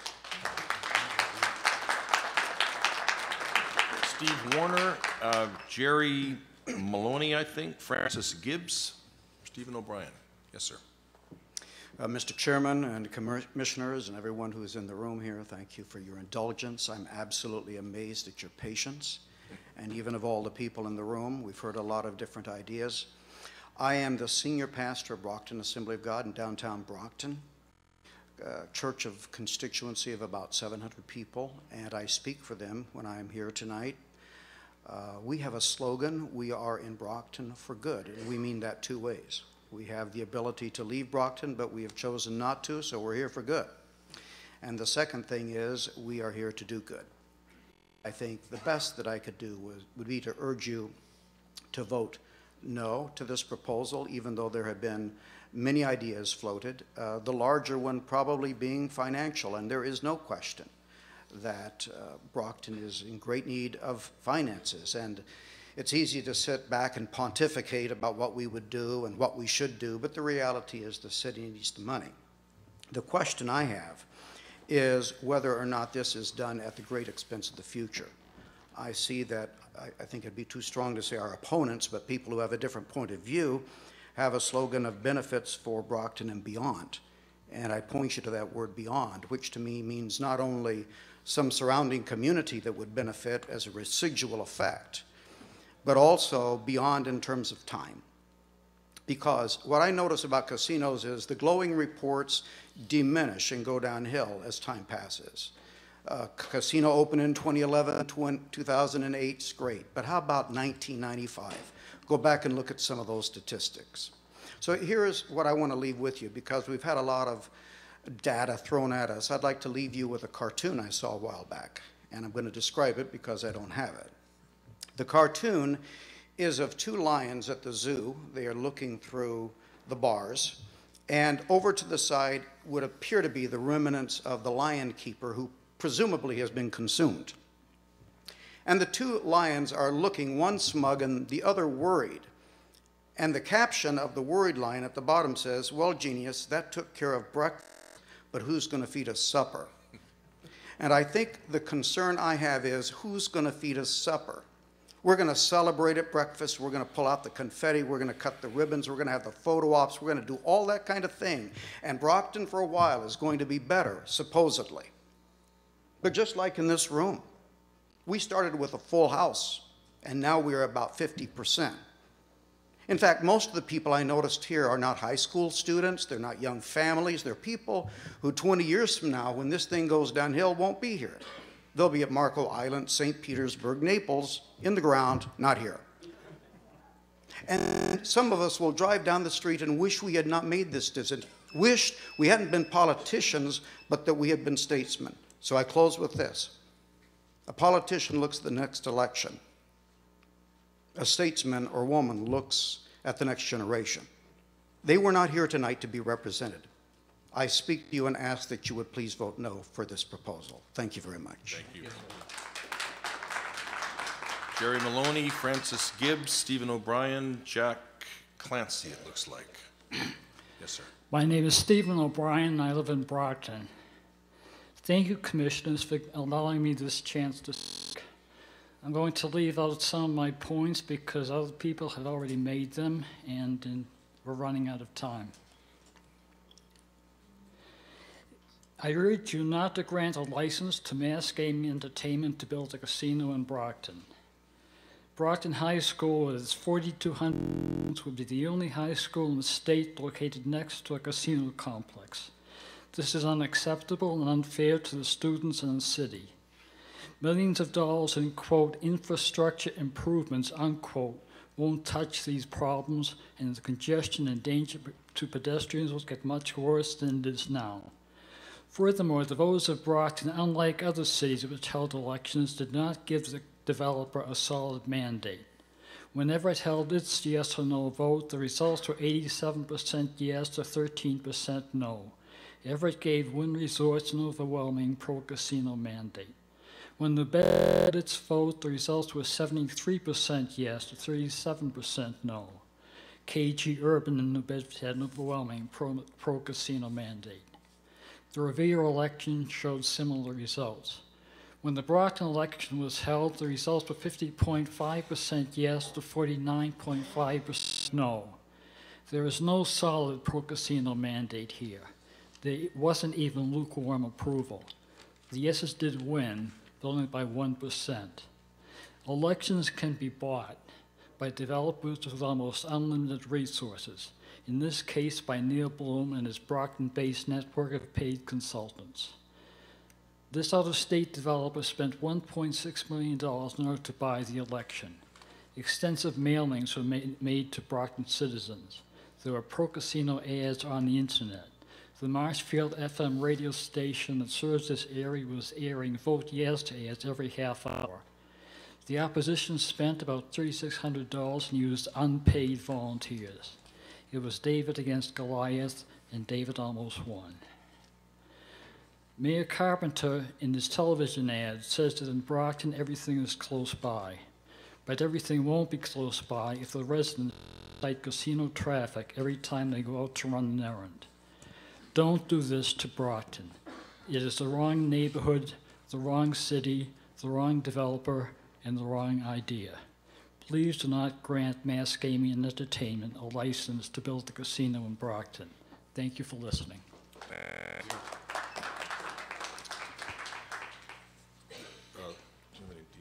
There's a Leon, is there Leon from East Bridgewater? Jack Clancy. Jack Clancy, okay, just one second, just Sure. want to read a few other names, excuse me. Leon maybe from East Bridge, okay, got it. My apologies. Robert Emery, Buster Srebin. You first, Mr. No, I'm sorry, you were first. Mr. Clancy was up, I'm sorry. That's all right. Thanks for having me. I didn't write anything down. I don't think there's a need to. I just want to reiterate what my friend Pat Lawton said. She said everything I was thinking. I wanted to add a couple of things. I was at the meeting in Holbrook, and there was a gentleman there who, quoted and unquoted, said, if you go to a casino, you'll become a drunk, you start shooting heroin, and you beat up your spouse. Well, 3 days later, I went to my 60th birthday party. I know you can't believe I'm 60. At Foxwoods with all my boys and girls, I didn't drink, I didn't shoot any heroin, I called my ex-wife and beat her up. So I don't know where he got his facts from, but as far as I'm concerned about gambling, to me it's being an adult. That's how I look at it. I work 95 hours a week, I make decent money.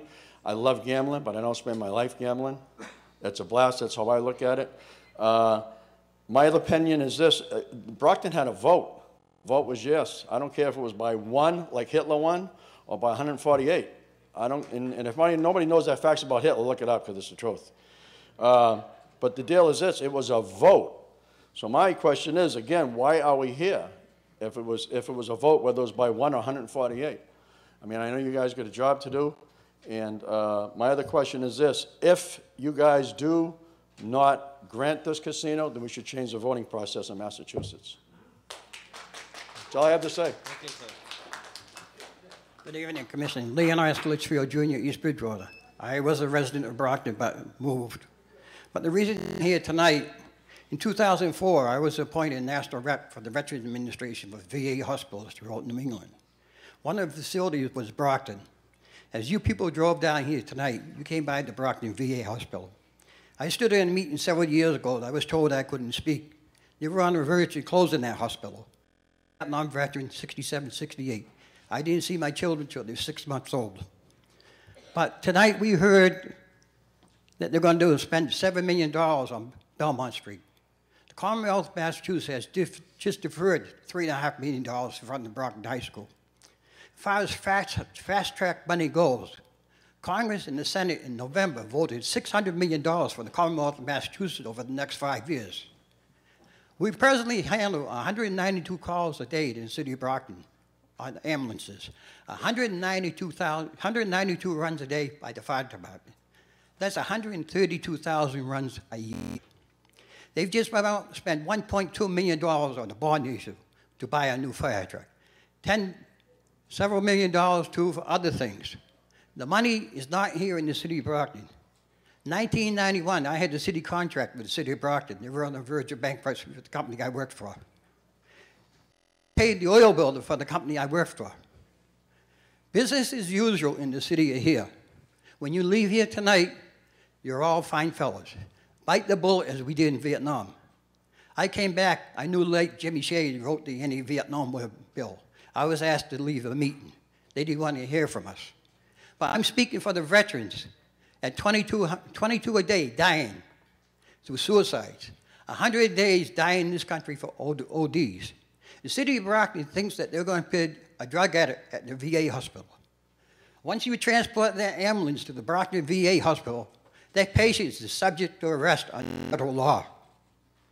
I was instrumental in bringing a $3.2 million shelter on Spring Street. There's no such thing as a homeless veteran in the United States of America today unless you want to be. But you're not going to help a guy leaving the VA hospital who has a drinking problem or a gambling problem.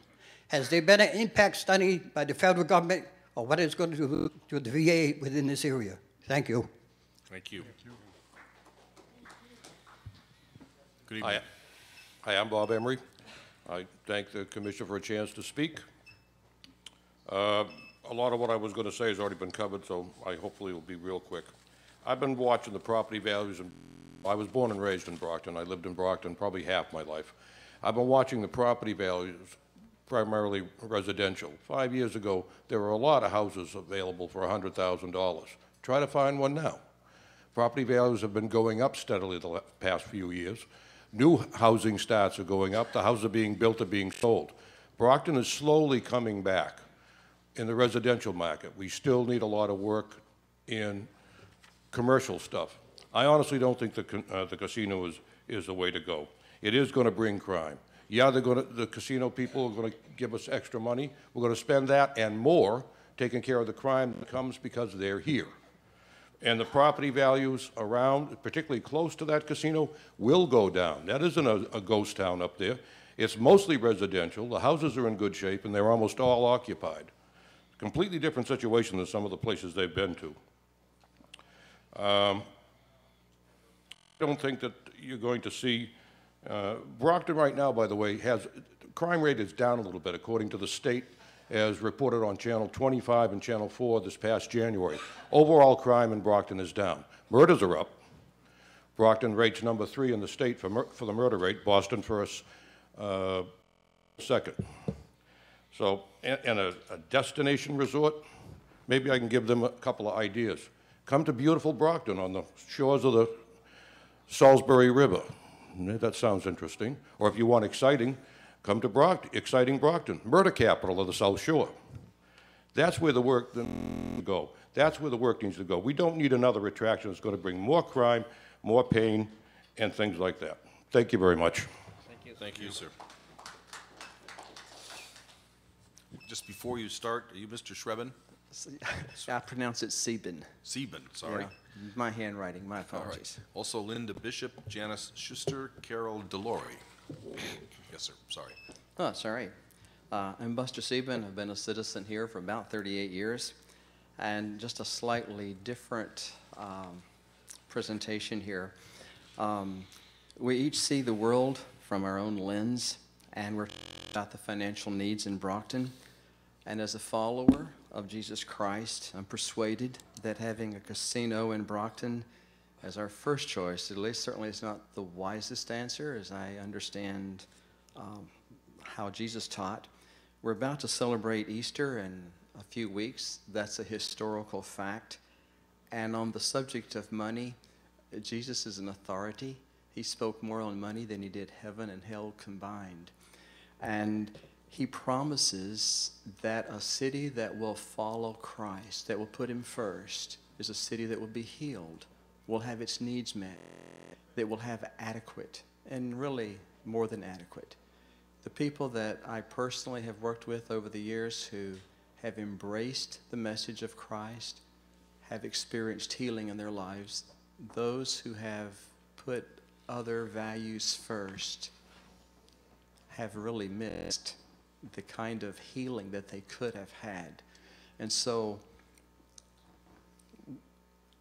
my encouragement, I'm persuaded that the casino, from the little that I've studied, and it's only a little bit about casinos, that they haven't produced worldwide or United States-wide health in communities. There's been real detriments. But any place where Christ is embraced, there's blessing. And so I don't know how you'll deal with that. I just offer that as my thoughts concerning our city, that I want to be healed. And I believe that our combined, all of us together, are just trusting the Lord and honoring him is the way for our city to be healed. He's got meaning Jesus, has very, very deep pockets. Thank you. Thank you. Lynn Bishop, Janice Schuster, Carol Delory, Carolyn Krikorian, Grant Krikorian. Yes, sir. I'm Grant Krikorian. I'm a resident of Brockton for over 40 years.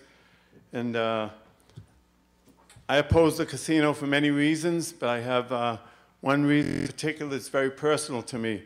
My wife and I were teachers in the Brockton Public Schools for over 50 years combined until we retired. Our 3 children went right through the Brockton schools.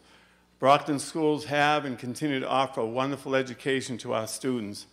I believe the idea of a casino located across the school is a travesty and an offense to the students of Brockton High School. Our students in Brockton are taught to be people of high moral character, to value long-range goals, to value the ethic of hard work. A casino is the antithesis of these values with its get-rich-quick gambling. I noted that the folks from Rush Street Gaming spoke for about an hour and a half. They mentioned the high school exactly once regarding pedestrian safety. Care about our children? I'm disappointed in the City Council who did not oppose the casino.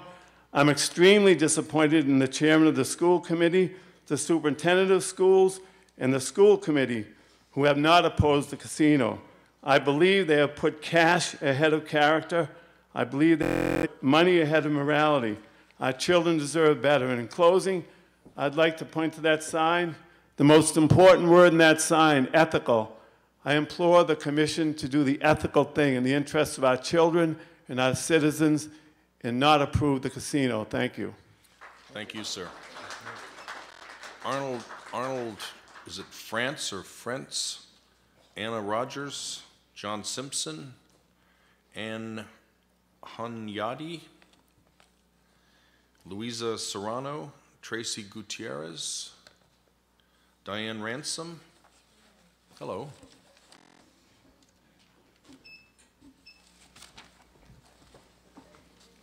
Well, I don't know about everybody else, but I want a casino that benefits us so much that they need to organize food drives.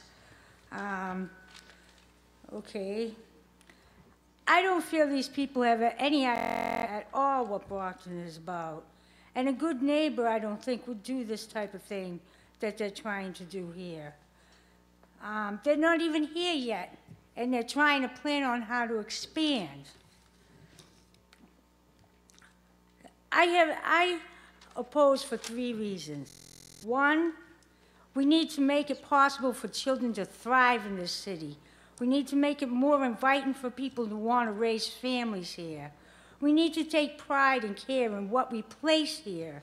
People live here. So yes, location is everything.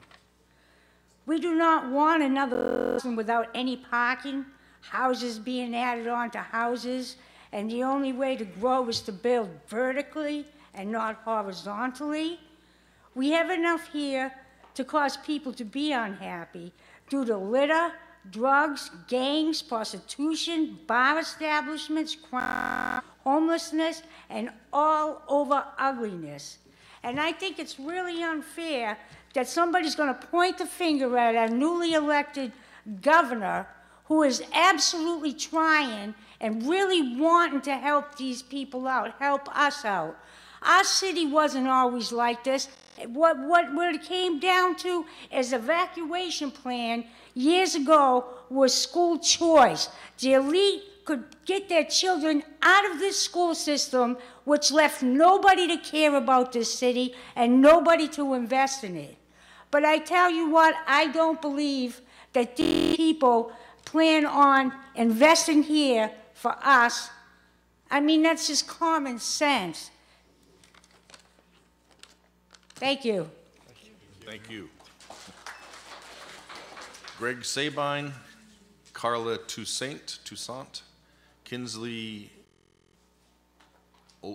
something or other, starts with an O. What is it? Kinsley? How about just Kinsley? Jerry Stewart, Jack Lally, already spoke. Amanda Brown, Brian Curavan. On the list. Right. Good things happen to he who waits. 3:30. I just want to say a couple things. And of course, being here this long, a lot of things have been repetitive said. Move the mic towards your mouth. Towards me, okay, Yeah. sounds good. Needs you. 1976, I moved here to Brockton. My mom, my dad, and my 12 brothers and sisters. We went to the schools. We've done everything here.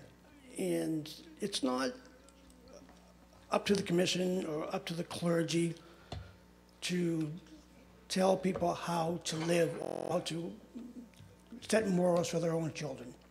And if I went across the street to the casino, I'd get whacked. I got 2 kids, one in high school and one just graduated. The last thing a teenage boy wants is cameras, security around. They want privacy. So I don't think that's going to be such a big problem. The thing is, we voted. You know, whether you win by 1 or 4, we still voted. I voted today for the next president. You can't tell me my vote doesn't count. It's no take-backs.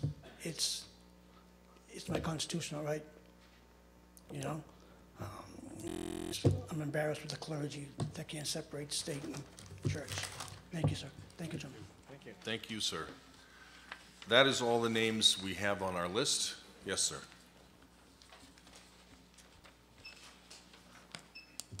Good evening. Good evening. Okay, so, dear Commission member, thank you. What is your name, sir? It's Jace Stewart. Jace Stewart? Yes, J-A-S-S, last name S-T-E-W-A-R-T. Got it. So thank you for the opportunity to speak today. I'm a former city councilor at large here in Brockton, served 3 terms, decided not to seek re-election last year, but I continue to live in Brockton. I am in full support of the casino proposal from Rush Gaming. I voted in favor of having the proposal sent to the ballot when it was voted on earlier. And as you know the process, the City Council has the obligation to review the proposal, and if it believed it were not a suitable proposal for the city, it could have elected not to have sent that proposal to the ballot. I'm not going to repeat what I believe to be the really sort of stellar reputation of the organization and the fact that it's invested in a number of landmark facilities throughout the country, including Faneuil Hall here in Boston, the Chicago Mercantile Exchange Center, the Four Seasons in Philadelphia, and some other establishments. On the issue of crime, I did research, and I know it's important to look at data overall in terms of gaming and its impact on communities, and we know that data is mixed. But we have a really unique opportunity here to look at a specific organization and look at its specific facilities throughout the country to see the impact of those facilities on those communities.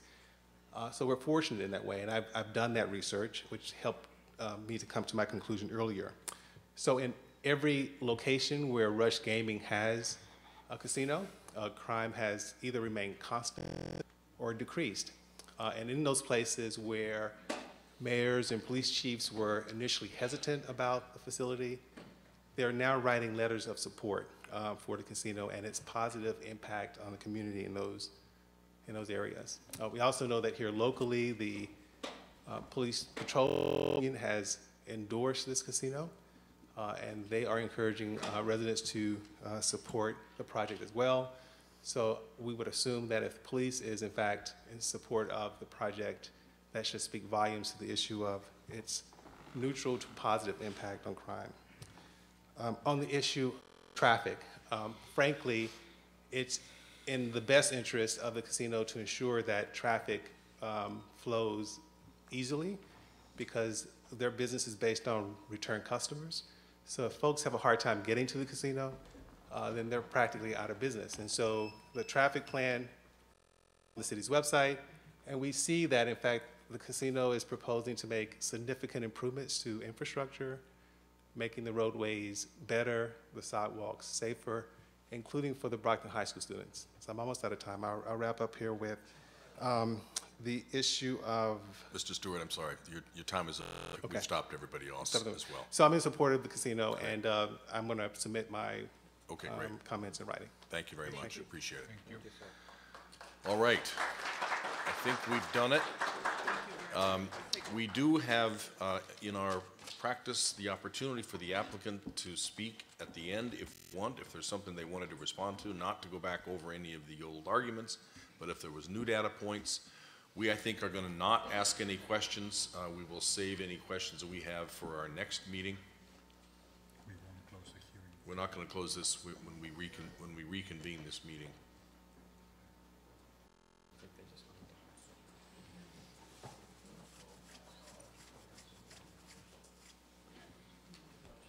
If you have the right. I will be brief. I just wanted to cover one issue that's been raised by the Unite Here union, okay? Basically, we respect the rights of our employees to choose whether they want to have a union or not and have an election under the NLRB rules.